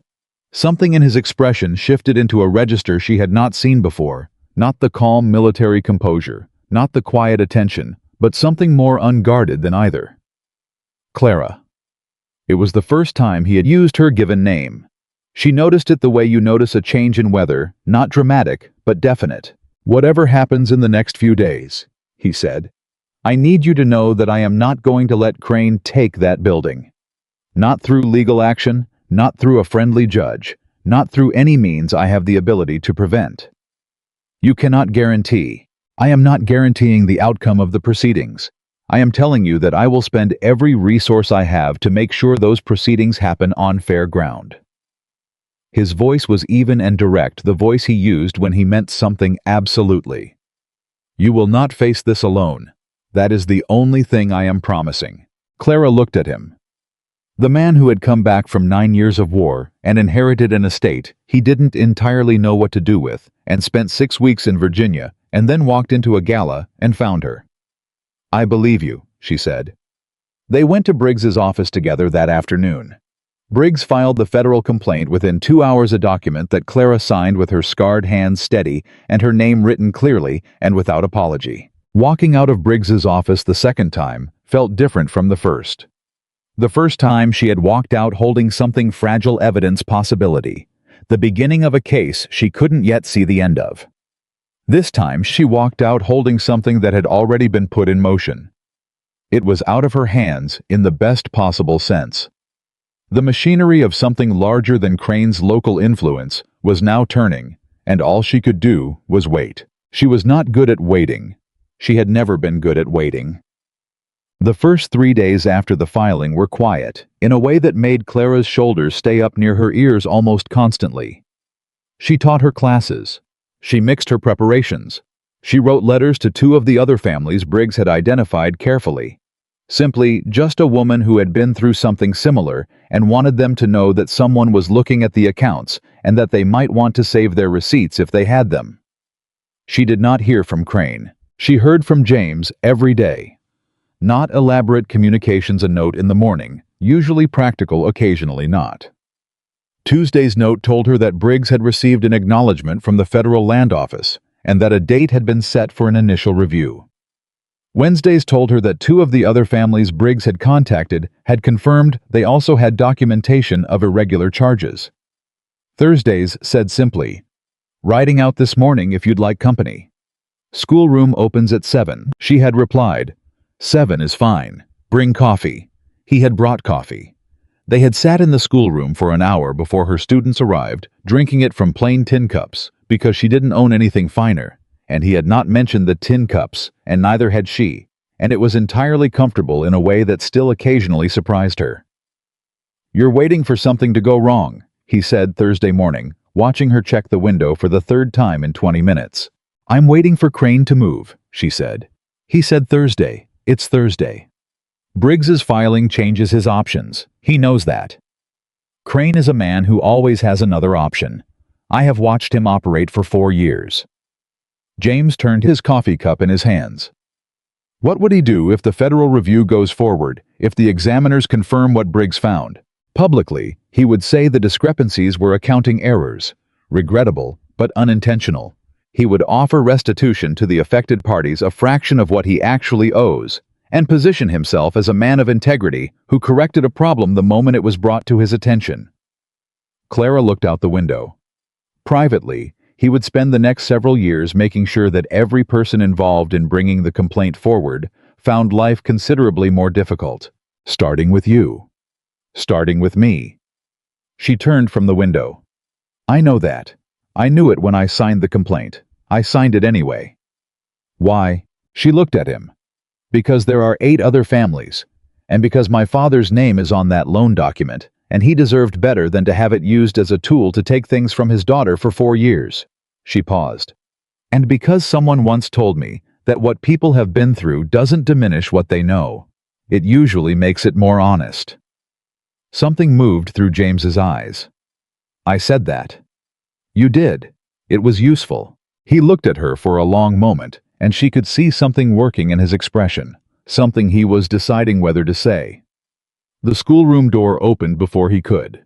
It was Mrs. Garrett, 40 minutes early, clutching her Bible with both hands and breathing hard from the walk.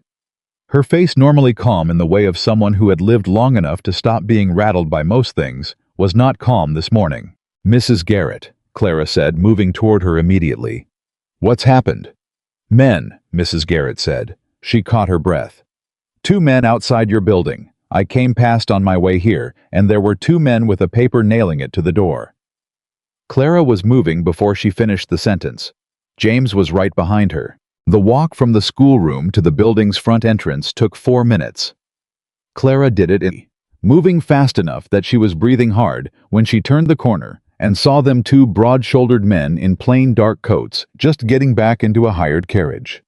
One of them glanced at her as the carriage pulled away. He did not look apologetic. She looked at the door. The paper was a legal notice. Sheriff's Jurisdiction, Richmond Circuit Court, signed by a judge whose name she recognized as one Crane had cultivated for years. The language was dense and formal, and she read it quickly, her eyes moving over the clauses with the particular rapid comprehension of a woman who had spent 2 years reading legal documents out of necessity. Emergency injunction. Property held as security against outstanding debt. Pending resolution access restricted. A hearing was set for the following Tuesday. He filed Sunday, James said from beside her, reading over her shoulder. Before Briggs's complaint was acknowledged, he moved the moment your letter went out. He found a way to beat us to the judge, Clara said. Her voice was very flat. The circuit court, his judge, just like Briggs said. Clara pulled the notice off the door. She read it again all the way through, every word. James stood beside her and waited. My students, she said. I know. They come today. They come every day. Mrs. Garrett walked 40 minutes this morning. Her voice stayed flat, but something was cracking underneath it, something she was keeping very careful control of. These women come here because there is nowhere else for them to go. Crane knows that. He has always known that. He chose this building specifically because of what it would mean to close it. Clara, don't. She folded the notice and put it in her pocket. Don't tell me it will be all right. Don't tell me the Federal Review will fix this. That hearing is Tuesday. In 5 days, a circuit court judge, with 30 years of favors owed to Aldous Crane, is going to decide whether I get to open my door. She turned to face him. Her eyes were bright and fierce and absolutely dry, because she had decided some years ago that she was not going to cry in public for Aldous Crane, and she had kept that decision through considerably worse moments than this one. I need Briggs, she said. Right now, today. I'll get him, James said. I need to speak to the other families. If they're willing to appear at the hearing to show that this is a pattern, I'll get Briggs, James said again.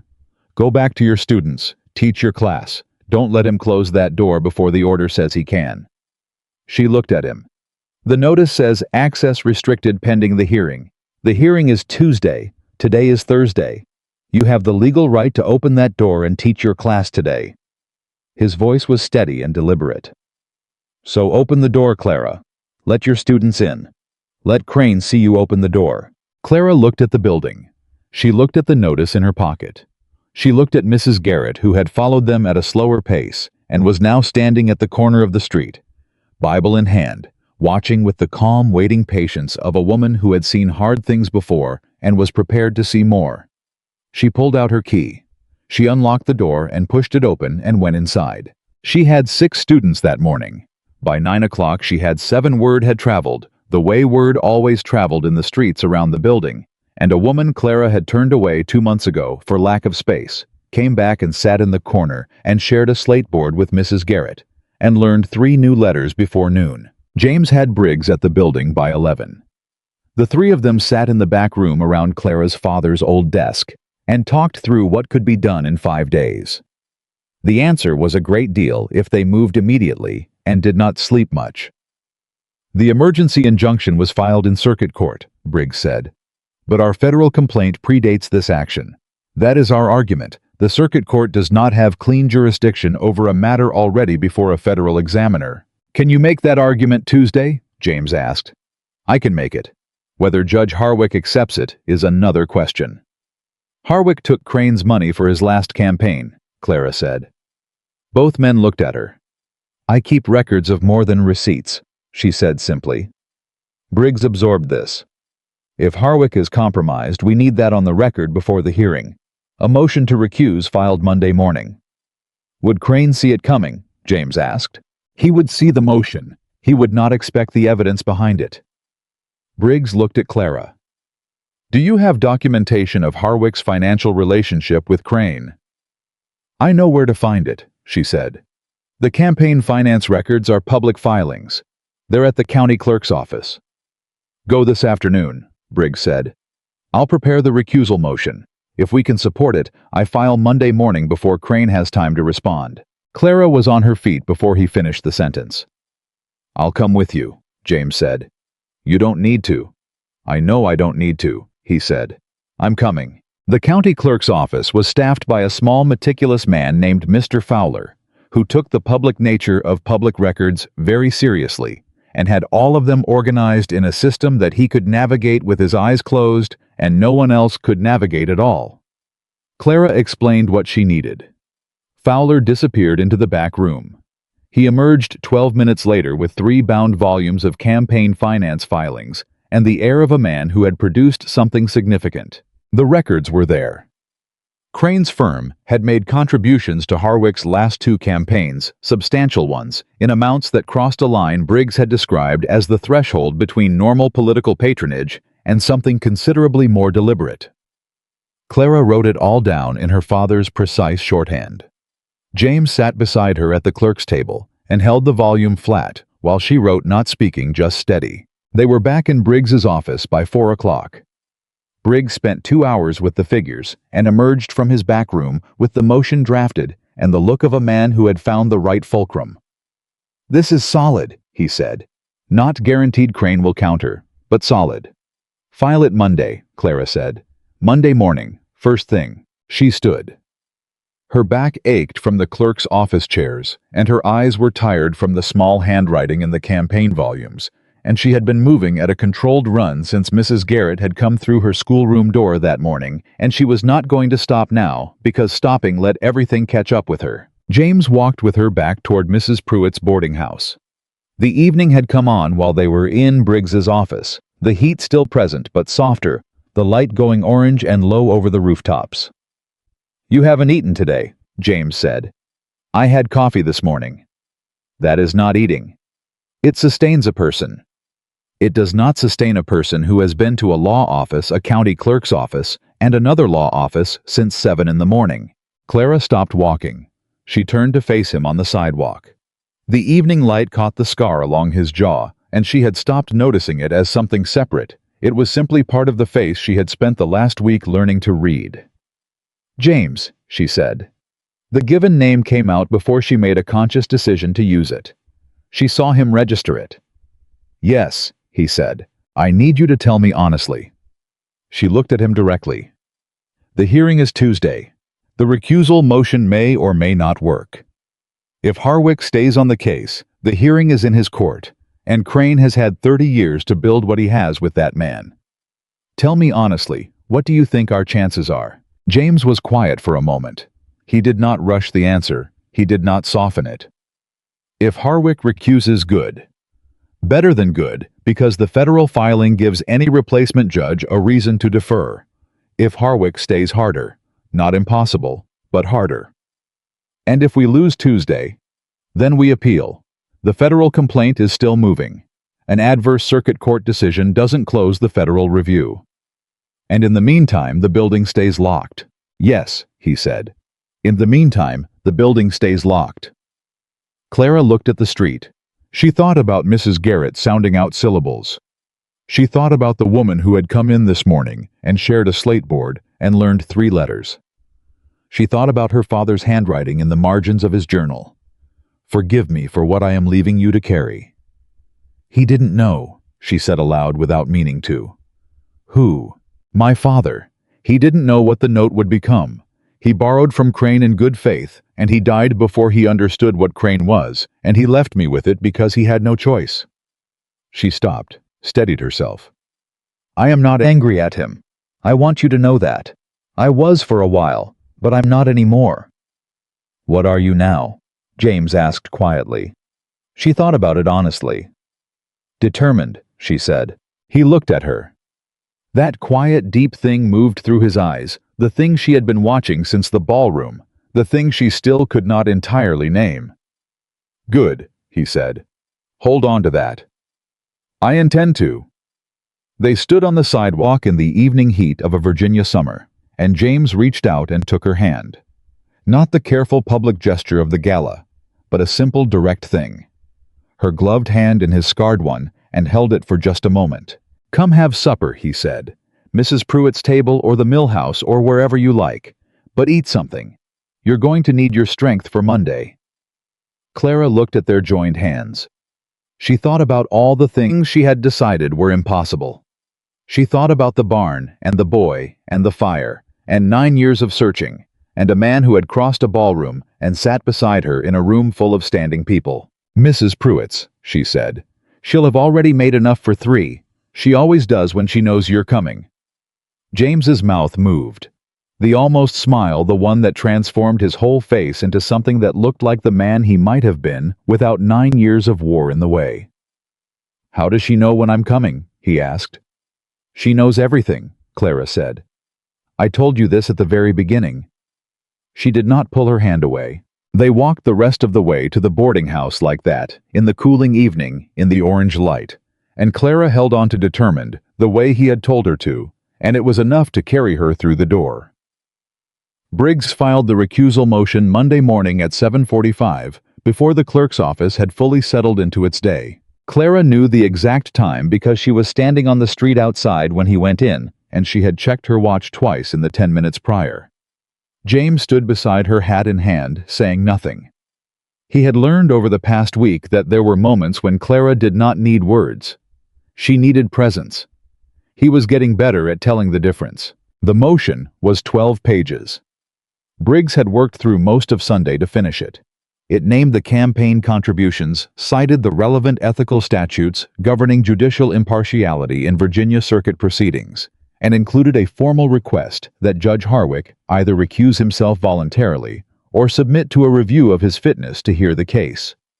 The language was precise and careful, and carried the particular quiet lethality of a document written by a man who knew exactly what he was doing and had been waiting for the right moment to do it. "Now we wait," Briggs said, coming back out onto the street and tucking his leather case under his arm. "Harwick will have it by 9. Crane will know by 10. "And then?" Clara asked. "Then Crane files a counter. His solicitor tries to dismiss the motion on procedural grounds. Harwick has to decide whether the documented evidence is sufficient to require his recusal or whether he rules on his own fitness and stays." "He rules on his own fitness," Clara said. "That's the problem." "It is always the problem," Briggs agreed. "Which is why the federal complaint matters. If Harwick stays and rules against you Tuesday, we have the appeal and the federal review both moving simultaneously. Crane cannot contain 2 fronts at once." "He'll try," James said quietly. It was the first thing he had said all morning. "He will try," Briggs agreed. "But trying and succeeding are different things. Go home. Go home, Miss Whitfield. Eat something. I will send word the moment I have Harwick's response." Clara went back to the schoolroom. She did not eat. She taught 3 students through the morning. The building was still accessible, the circuit injunction technically pending the hearing, and she had decided that she would keep the door open every single legal hour she had left.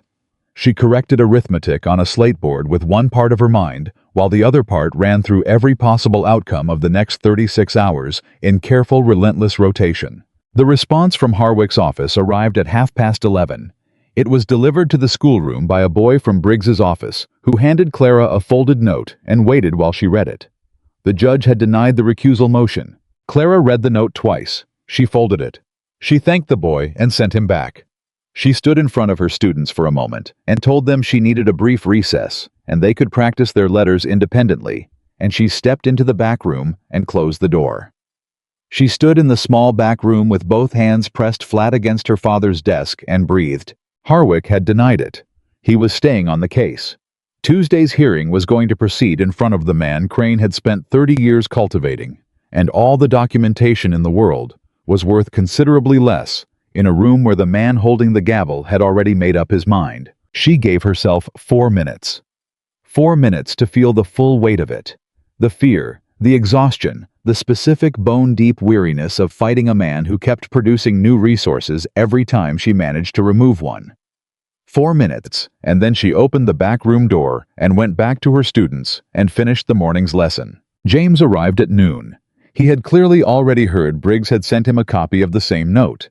He came through the schoolroom door with the particular controlled expression of a man managing something that wanted to come out differently, and looked at her. "You're all right," he said. It was not entirely a question.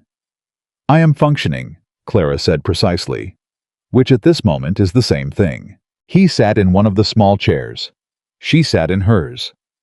The students had gone home for the midday break and the room was quiet. "Tell me what you're thinking," he said. "I'm thinking that Harwick's denial means Tuesday's hearing is essentially a performance," she said. "A legal formality that produces a predetermined outcome. Crane files for possession of the property. Harwick rules in his favor. We appeal, which takes weeks, during which the building stays locked and my students have nowhere to go." "That is the worst path," James said. "It is the most likely path." "Not necessarily." He leaned forward, elbows on his knees. "Briggs told me something this morning that he didn't put in the note. Two of the other families he contacted, the Weston family in Henrico and the widow Marsh in Chesterfield. They both have documentation of the same pattern as yours. False penalty assessments. Adjusted interest rates never triggered. They're both willing to appear Tuesday." Clara looked at him. "Appear at the hearing, as witnesses to a pattern. The hearing is about your building, but if two other property owners stand up in that room and show Harwick the same irregularities in their own accounts, it changes the nature of what's before the court. It's no longer a dispute about one note. It's evidence of a systematic practice. Harwick can still rule however he wants. He can. But he'd be ruling in a room with witnesses to his ruling. And every word of Tuesday's proceeding goes into the public record." James held her gaze. "Crane is a man who has operated in the dark for 30 years. He has done everything quietly against people who couldn't afford to make noise. A public record of this hearing, the claims, the counterclaims, the pattern of accounts, that is something he cannot make disappear." Clara was quiet. She was thinking about Crane's face in the gala when James had crossed the room toward her. That brief flicker of recalculation. Crane did not panic, but he did adjust, and adjustment meant he had recognized something he had not accounted for. "He doesn't want a public record," she said slowly. "No, he has spent 30 years avoiding one. If the Weston family and Mrs. Marsh appear Tuesday, and their accounts are entered into the record, alongside mine, that's not just my case anymore." "That is 3 cases," James said. 3 documented patterns, in a public courtroom, with a record that the federal examiner can access." Clara stood. She moved to the window, thought for a moment, then turned back. "I need to speak to them myself," she said. "Before Tuesday. I need to know they understand what appearing in that room will cost them. Crane will not forgive people who testify against him. They need to make that choice with full knowledge, not because someone told them it was the right thing to do." "I have a carriage available," James said. "Henrico is 2 hours. Chesterfield is 90 minutes the other direction. Today. This afternoon. We can do both if we leave within the hour." Clara looked at him. This man who had shown up every single day, who had sent a rider before he saddled his own horse, who brought coffee to a schoolroom at 7 in the morning and sat in a child's chair without complaint and held her hand on a sidewalk when everything was going wrong. "You planned this before you came here," she said. "I made the carriage available," he said, "in case you wanted it." "That is planning, James." "That is hoping," he said. "There's a difference." She pulled on her gloves. "Within the hour," she said. "Let me leave a note for Mrs. Pruitt." The Weston family lived on a small farm property 12 miles outside Richmond. They were a quiet couple in their 50s, Nathan Weston with the weathered hands of a man who had worked the same land for 30 years, and his wife Ruth, who served them cold water from a stone pitcher and watched Clara with the careful attention of someone who had learned to be cautious about hope.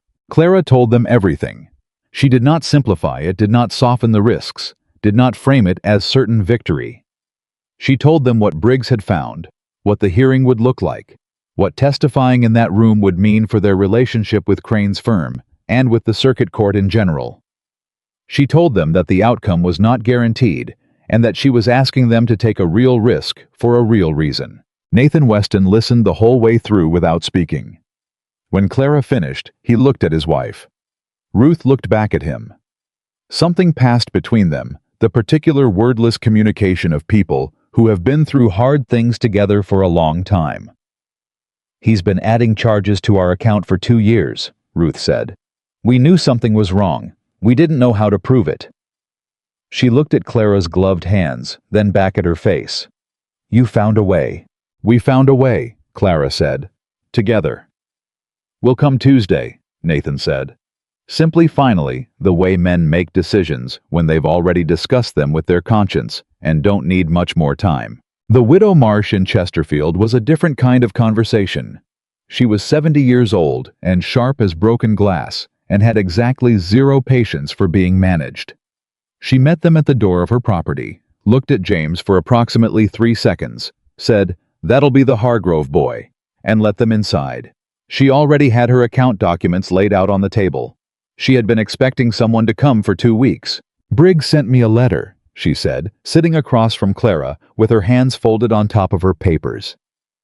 "I've been waiting for someone to notice what Crane's been doing for 3 years. Thought nobody would bother." "People bother when they have enough of the right information," Clara said. Mrs. Marsh looked at her hands, at the gloves, at the way Clara held herself. "You're the school teacher," she said. "The one with the building." "Yes, ma'am." "You're fighting him over a schoolroom. I'm fighting him over 8 families and a principal," Clara said. "The schoolroom is where it started." Mrs. Marsh was quiet for a moment. Then she nodded a single decisive movement, the kind that doesn't need anything added to it. "I'll come Tuesday," she said, "and I'll bring my receipts, every single one." They were back in Richmond before dark. Clara sat in the carriage and felt something she had not felt since the notice went up on her door. Not relief, which would have been premature, but the specific solid sensation of having done everything she could do and having found that it was more than she had initially believed possible. "You were right," she said. James looked at her. "About not doing this alone," she said. "I was wrong to think that was weakness." "You weren't wrong," he said. "You were careful. Those are different things." "I have been careful for 4 years," Clara said. "Careful did not work particularly well. Careful kept you in the building and your students alive for 4 years against a man with considerably more resources than you." His voice was direct.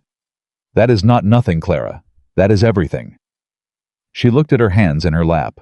Then she looked at him. "I want to ask you something," she said, "and I want you to answer honestly. Always.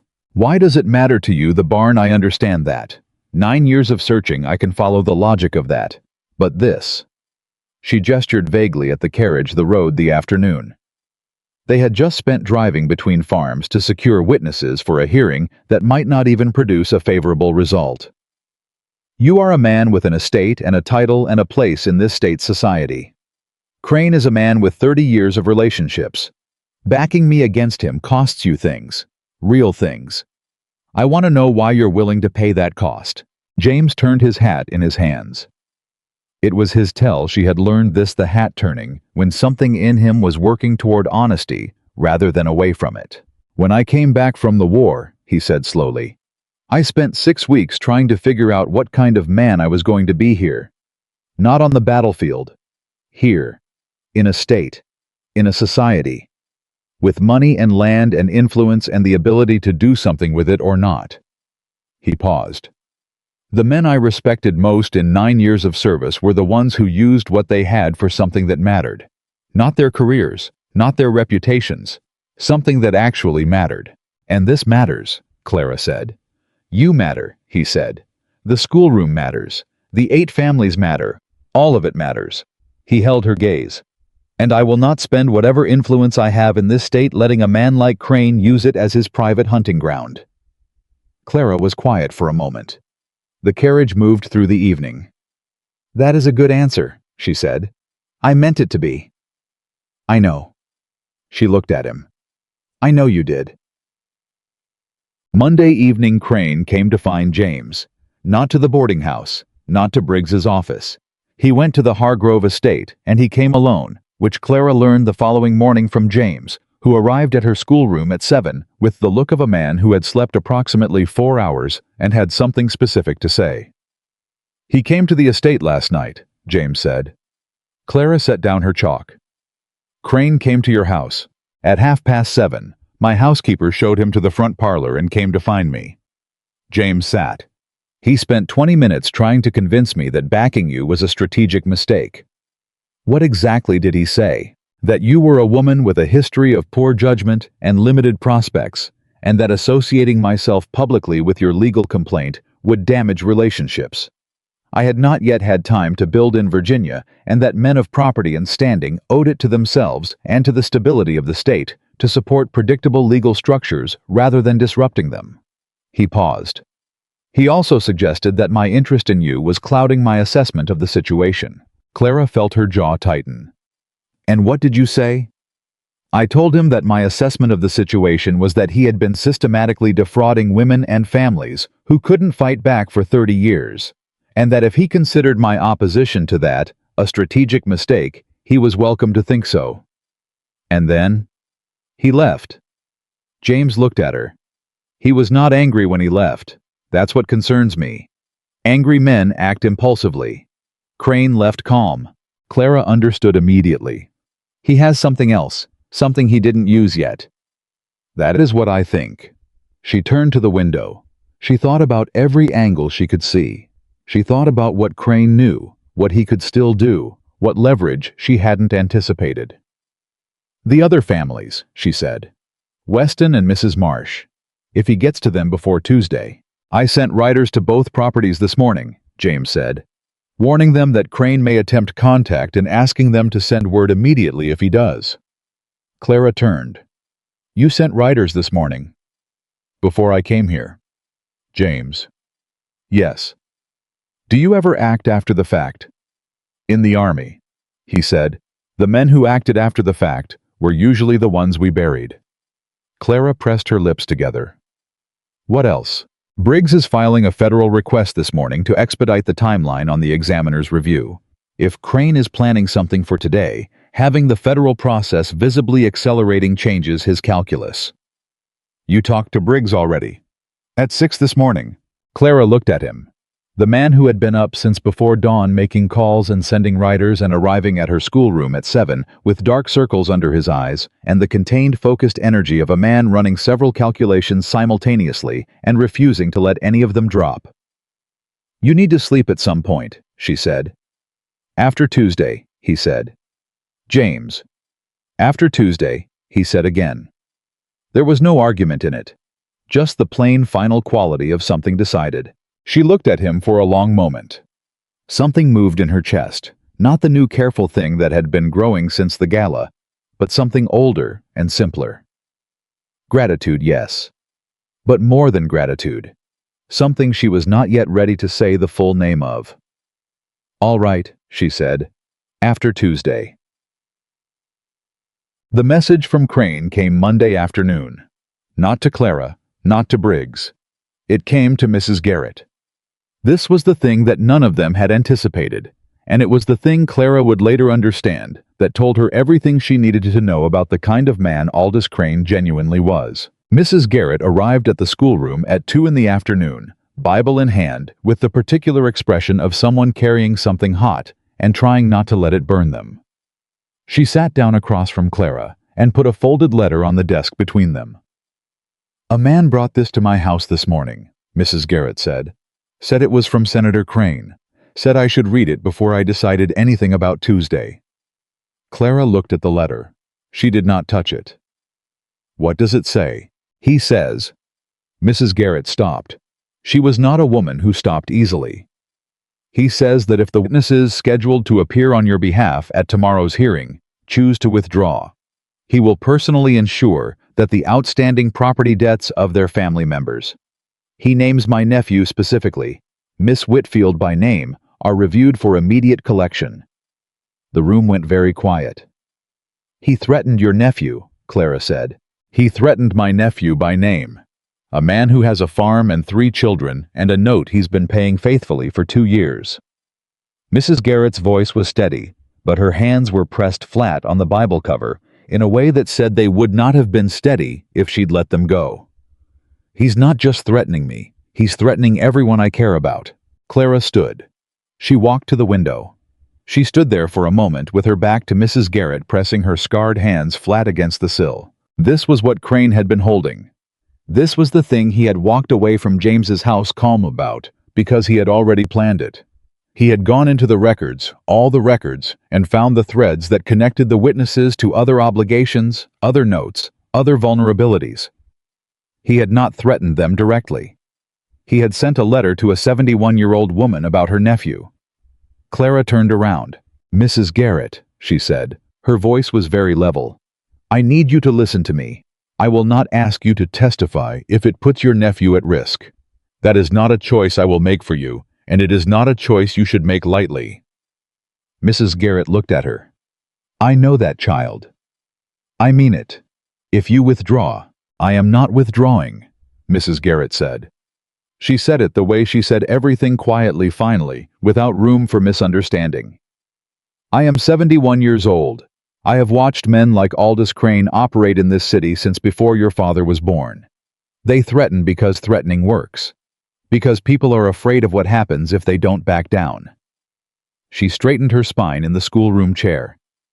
"I learned to read in this building 4 months ago.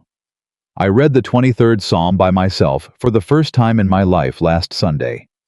My nephew is a grown man with a faithful payment record and a legal right to his farm." She looked directly at Clara. "I will be in that courtroom tomorrow." Clara's throat had closed. She could not speak for a moment. She pressed her lips together and breathed through it. "I'm going to tell James," she said. "And Briggs. What Crane did, threatening witnesses, using family members, that goes in the record." "Good," Mrs. Garrett said. "Put everything in the record. Let them all see exactly who that man is." James arrived within 20 minutes of Clara's note. He read Mrs. Garrett's letter with his jaw set in the particular rigid way it went when something had made him genuinely angry rather than strategically concerned. "He threatened an old woman's nephew," he said when he looked up. "By name," Clara confirmed. James was quiet for 3 seconds. Then, "Briggs needs this letter today. The intimidation of a witness is not a civil matter. That is a criminal offense." "I know. He just handed us something he cannot take back." Clara looked at him. "He doesn't think we can move fast enough." "He's wrong," James said. He was already reaching for his hat. "I'll go to Briggs directly. Can Mrs. Garrett come with me to make a formal statement?" "Mrs. Garrett," Clara said, turning to the older woman, "are you willing to give a statement to Mr. Briggs today? It would mean going to his office. I walked 2 miles to this schoolroom every week for 4 months." Mrs. Garrett said, standing with the careful deliberateness of a woman who had earned every one of her 71 years. "Church Street is not far." They went. All 4 of them. Clara, James, Mrs. Garrett, and Mrs. Pruitt, who had appeared from nowhere with her shawl already on, and refused to be left behind, because, as she said, someone sensible needed to be present. Briggs took Mrs. Garrett's statement in 35 minutes. He added it to a supplemental filing before the end of the afternoon. Witness intimidation documented, dated, submitted to both the Circuit Court Record and the Federal Examiner's Office simultaneously. "This changes Tuesday," Briggs said when it was done. He was not a man who made optimistic pronouncements carelessly. A judge who is already under scrutiny for impartiality is in a very different position. If the record also shows that the petitioning party intimidated witnesses before the hearing. "Harwick is still on the case," Clara said. "He is. But Harwick is also a man who has survived 30 years in Virginia politics by reading which way the wind is blowing.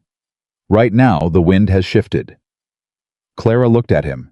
She looked at James.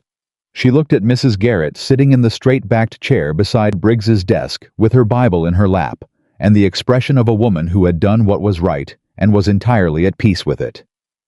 "Tomorrow," Clara said. "Tomorrow," Briggs confirmed. She did not sleep much Monday night. She lay in her narrow bed at Mrs. Pruitt's boarding house and listened to the summer dark outside and went through everything she knew, everything she had documented, everything that would be said in that room the following morning. She thought about her father's signature on the original loan document. She thought about the first time she had read the contract 2 years ago, at this same desk, under this same lamplight, and understood for the first time that the numbers didn't add up. She thought about the woman who had shared a slate board and learned 3 letters. She thought about James somewhere across the city, almost certainly also not sleeping. She got up at 5. She dressed carefully. Her best dress again, the deep blue linen, her mother's brooch, her gloves. She looked at herself in the small mirror above the wash basin and told the woman looking back that today was the day they found out what 4 years of careful, stubborn, exhausted work added up to. The woman in the mirror looked tired. She looked certain. Clara decided that was enough. Mrs. Pruitt had breakfast ready at 5:30. She had also apparently sent word to someone because James was on the front step at 6, hat in hand, with 2 cups of coffee from the shop on the corner. He handed her one without speaking. She took it without speaking. They stood on the boarding house step in the early morning drinking coffee, while Richmond woke up around them, and Clara felt the same thing she had felt on the sidewalk when he had taken her hand, that specific, irreplaceable sense of not being alone in this. "Whatever happens today," she said finally. "Yes," he said. "I want you to know." She stopped. She tried again. "I have been fighting this alone for 4 years. I told myself that was strength, that needing help was something I couldn't afford." She looked at him. "I was wrong about that. And I am glad you crossed that ballroom." James looked at her.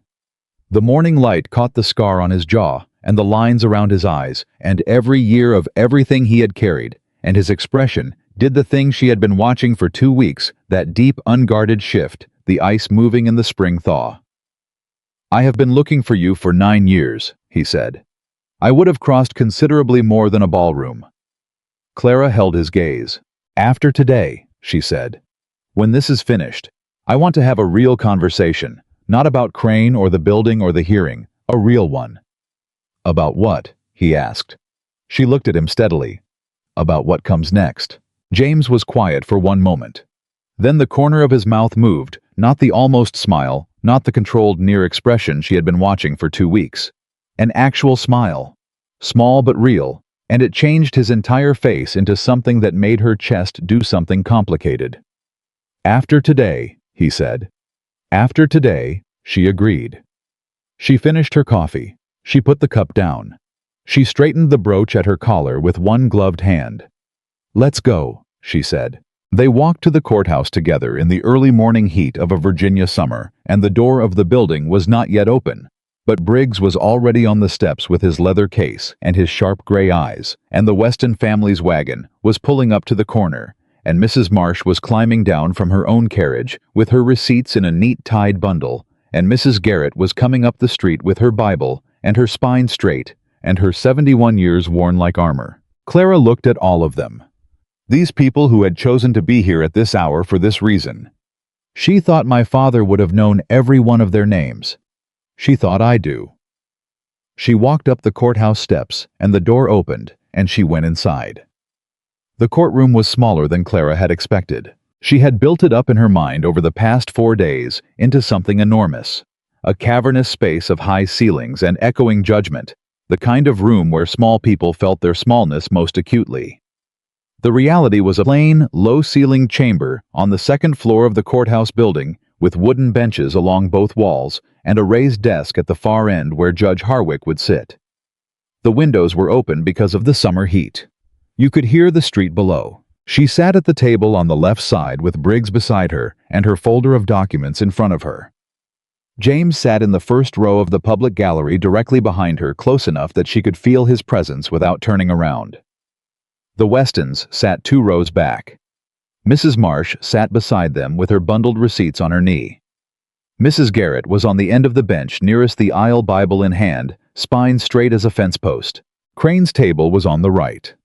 His solicitor, a heavy-set man named Aldridge, who had the practiced ease of someone who had argued cases in this room before and expected to win them, was already arranging documents when Clara arrived. Crane himself came in at 5 minutes to 9, looked across the room at Clara, without any readable expression, and sat down. He had not expected the gallery to be this full. There were perhaps 40 people in the public benches, not just the Westons and Mrs. Marsh and Mrs. Garrett, but others. Clara recognized from the streets around her schoolroom neighbors and former students and people who had heard what was happening and come to see it for themselves. Mrs. Pruitt was in the third row with her hands folded in her lap, and the look of a woman who would be in the front row of every important thing until the day she died. Clara saw Crane register the gallery. She saw him say something quietly to Aldridge. Aldridge glanced at the benches, then looked back at his papers. Briggs leaned close. "He counted the witnesses," he murmured. "He didn't know about Weston and Marsh being here in person." "Good," Clara said just as quietly. Judge Harwick came in at 9 exactly. He was a tall man, thin gray at the temples, with the careful, deliberate movements of someone who had spent decades being watched. He settled behind his desk, arranged his papers, and looked at the room with the measuring attention of a man taking inventory. His gaze moved to the gallery. It lingered there for a half-second longer than necessary. Clara watched his expression, trying to read it. She could not entirely. "We are here in the matter of Crane Continental Banking versus Whitfield," Harwick said. His voice was even and practiced.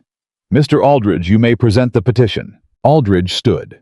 He was smooth and unhurried, a man who believed the outcome was settled and was simply performing the necessary steps to arrive there.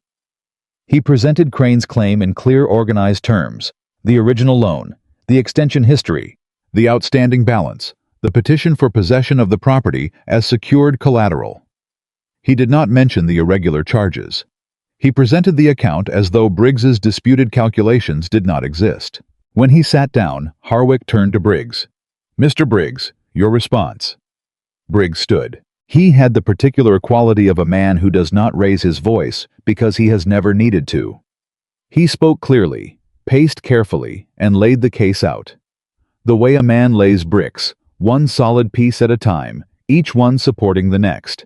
The contractual terms, the payment history, the penalty assessment without written notice, the interest rate adjustment never triggered by default, the corrected balance which was substantially lower than Crane's stated figure. Then he placed Clara's 4 years of receipts on the record. Every single one. Aldridge objected twice. Harwick overruled him both times, and the second time there was a quality to the overruling, a slight sharpening of the judge's attention that made Clara's pulse shift. "The account documentation," Harwick said, looking at the receipts Briggs had submitted, "indicates consistent payment. There is no record of default." "Correct, Your Honor," Briggs said. "Which means the interest rate adjustment clause in the extension addendum was never triggered. The adjusted rate was applied regardless." "Mr. Aldridge," Harwick said. Aldridge stood.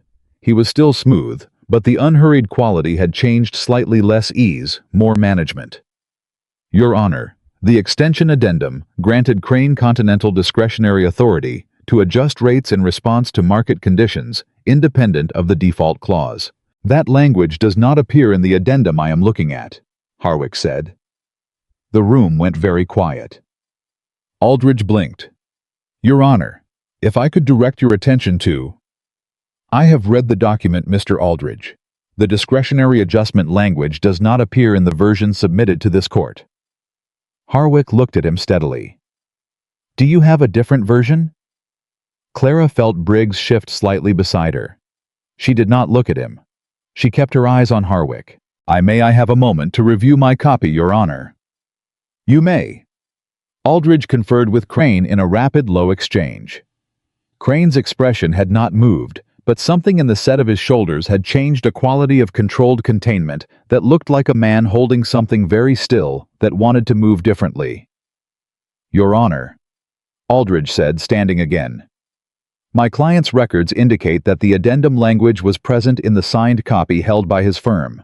Then there is a discrepancy between the copy held by the firm and the copy submitted to this court," Harwick said, "which would raise a question about which copy reflects the actual signed agreement."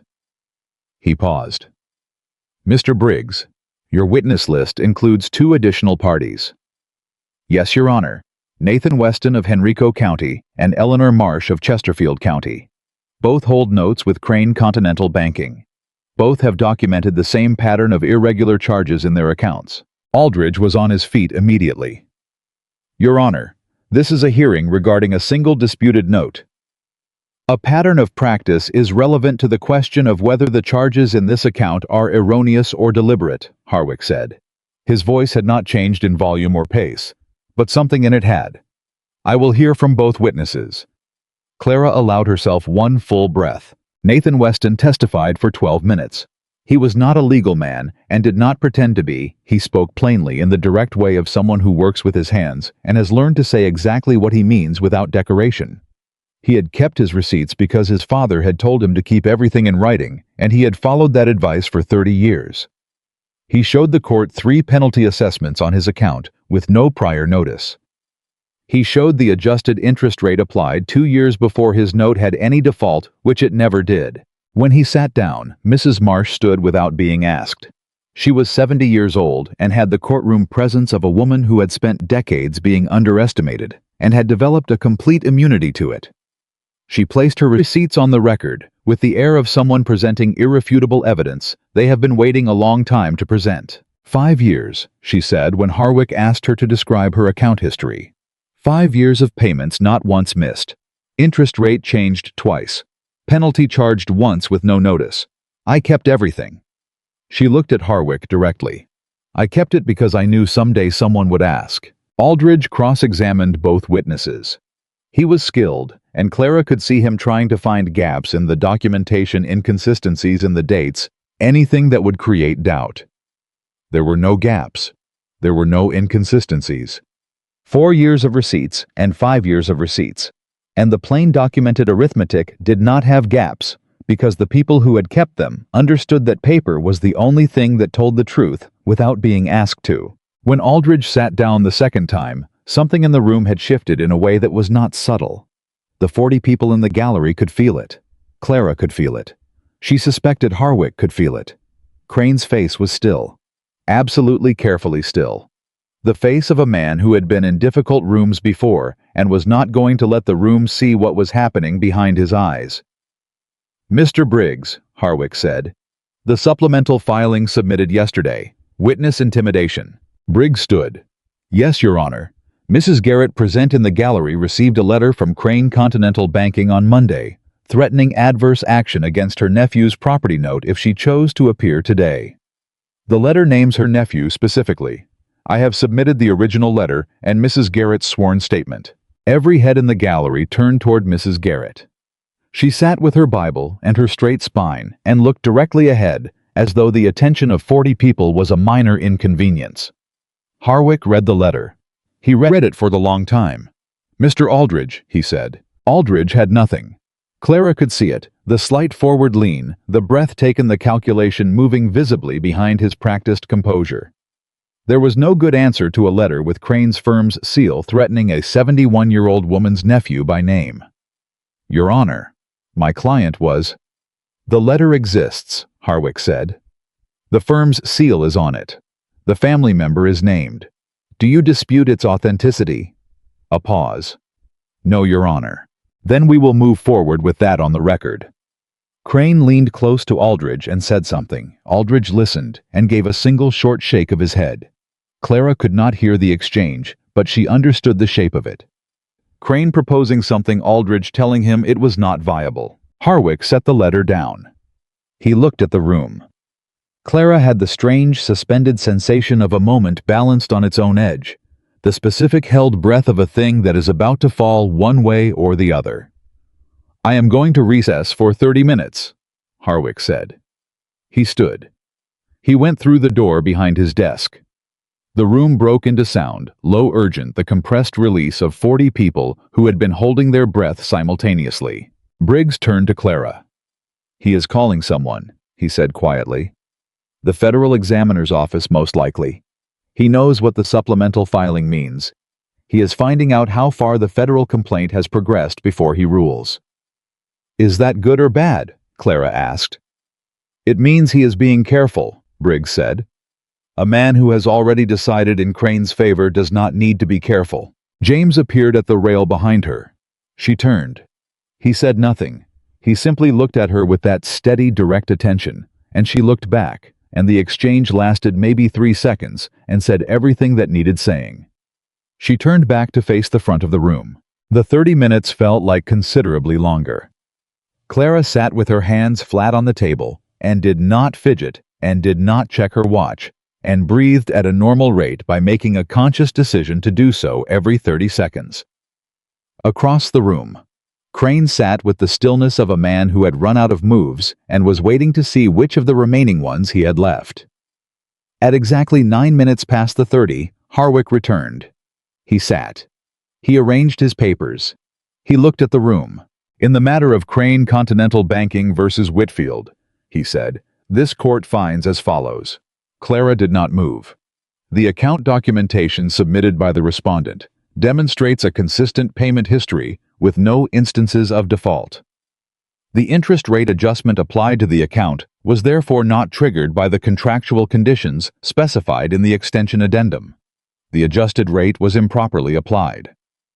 Aldridge sat very still. Furthermore, the penalty assessment charged to the account in the spring of 1812 was applied without the 30 days written notice required by the original contract terms. That charge is invalid. The gallery had gone so quiet, Clara could hear someone breathing 2 rows back. The corrected outstanding balance calculated at the contractual rate and excluding the invalid penalty assessment is the figure submitted by Mr. Briggs, not the figure claimed by the petitioning firm. He paused. "The petition for possession of the property is denied." The gallery did not erupt. It exhaled a single collective release, not quite applause, not quite sound. Just 40 people breathing again at the same moment. Mrs. Pruitt made a sound that might have been a word, or might have been nothing in particular. Nathan Weston put his hand over his wife Ruth's and held it. Mrs. Garrett closed her eyes for exactly 3 seconds. Then she opened them and looked straight ahead, the way she always did. Clara sat completely still. She was aware of Briggs saying something beside her. She was aware of Aldridge speaking across the room, his voice tight and controlled, filing something on Crane's behalf. An appeal notice. It would turn out, though, the appeal would go nowhere once the federal examiner's report was filed 2 weeks later and confirmed everything Briggs had documented, and then some. She was aware of all of this in the peripheral way of a person whose central attention is occupied by something very large and very quiet. The building was hers. The door stayed open. Her students could come back tomorrow. She pressed both gloved hands flat on the table in front of her and breathed. Harwick gathered his papers and stood and left the room, and the spell broke, and the gallery found its voice, and Briggs was saying something about the corrected payment schedule, and Clara heard most of it and would read the notes later, and she stood and turned, and James was there. Howe was standing at the rail with his hat in his hands, and his expression doing the thing it did when he had stopped managing it. Open, fully readable every year of every hard thing, visible in his face, alongside something else entirely, something that had not been there until 2 weeks ago. Clara walked to the rail. She put her hand over his on the wood, her gloved fingers over his scarred knuckles. "It's done," she said. "It's done," he said. She looked at him. "You said after today." "I did." "Then we need to talk." They left the courthouse together into the summer morning, while Briggs handled the paperwork and the Westons embraced in the lobby, and Mrs. Marsh marched past Crane's solicitor with the expression of a woman who had absolutely nothing further to say to anyone associated with that firm. Mrs. Pruitt caught Clara's arm at the door and squeezed it once hard with both hands and said nothing, which was the most eloquent thing Clara had ever seen her do. Crane walked out ahead of all of them. He did not look at Clara as he passed. He did not look at James. He walked out the courthouse door with the careful, upright composure of a man who had not broken and was not going to break where anyone could see it, and he got into his carriage, and the carriage rolled away, and Clara watched it go. She felt no triumph.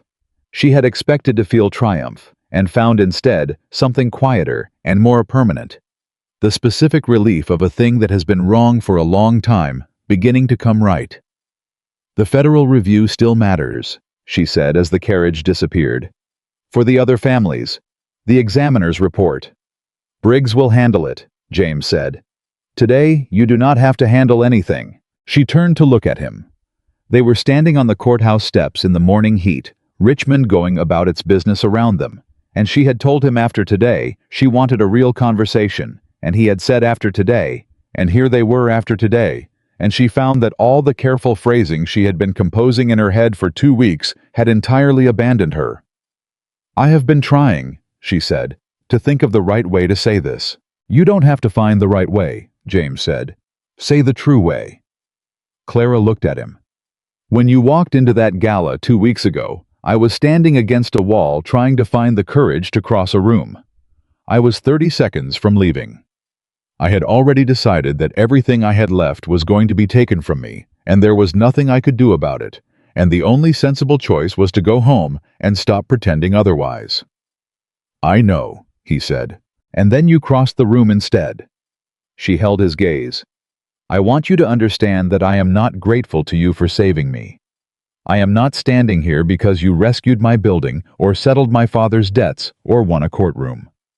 I am standing here because you sat beside me in that room and let me fight my own fight, and that is the most valuable thing anyone has ever done for me." James was quiet. He was doing the hat turning slow and steady. "I have not been easy company," she said. "No," he agreed. "You have been extraordinary company. There is a difference. I have opinions about herb classification that have made grown men leave rooms. I know. I have been in 2 of those conversations." The corner of his mouth moved. "I did not leave." "You didn't," she said. "You brought coffee and sent riders and stood in a room and said nothing when nothing was what was needed and said everything when everything was what was needed."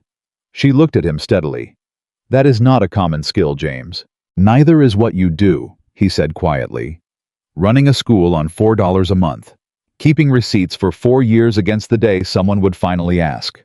Walking into a burning barn, literally and metaphorically, because there is a person inside who needs pulling out."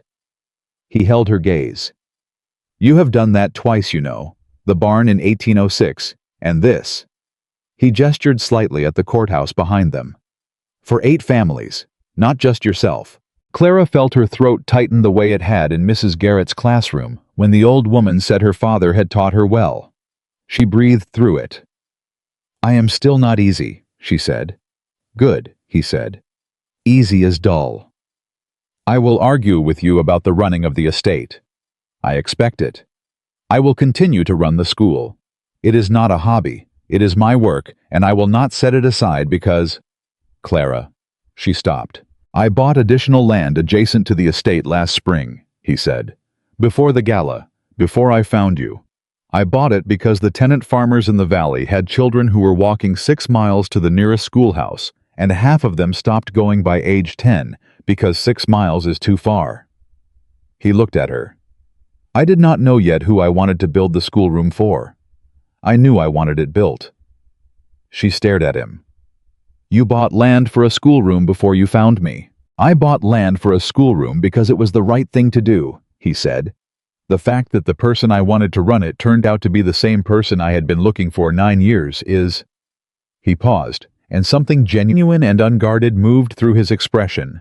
"The best piece of luck I have had in my entire adult life." Clara looked at this man. This scarred, serious, deeply careful man who had come home from 9 years of war and bought land for a schoolroom and crossed a ballroom and sent riders before dawn and stood in a law office and said nothing and said everything and brought coffee and never once told her what to do. "Ask me," she said. He looked at her. He understood immediately. She could see it in his eyes, the recognition, the steadying. He reached into his coat pocket. He produced a ring. It was plain gold, worn smooth with years not new, not purchased for the occasion. It had the look of something that had lived on someone's hand through daily work and ordinary life for a long time. "My mother's," he said. She wore it every day of her married life. She was a woman who said exactly what she meant and did exactly what she said and did not apologize for either. I think she would have liked you considerably." "I would have liked her," Clara said. He did not kneel. They were standing on courthouse steps in the middle of Richmond on a Tuesday morning, and kneeling would have been a performance, and James Hargrove did not perform things. He stood and held the ring and looked at her and said it simply and directly, the way he said everything that mattered. "Clara Whitfield, will you marry me?" Not a question with uncertainty in it. A question with the quality of a statement that was waiting for one more voice to make it complete. Clara looked at the ring. She looked at her own hands. The gloved hands, the scarred hands, underneath the hands that had pulled a boy from a fire, and ground herbs and mixed tinctures, and written 4 years of receipts, and signed a federal complaint, and pressed flat on a courthouse table, while a judge said the word denied to the man who had been taking from her family for 4 years. She pulled off her right glove. She reached out and took the ring from his hand herself, and she looked at it for a moment, and then she looked at him.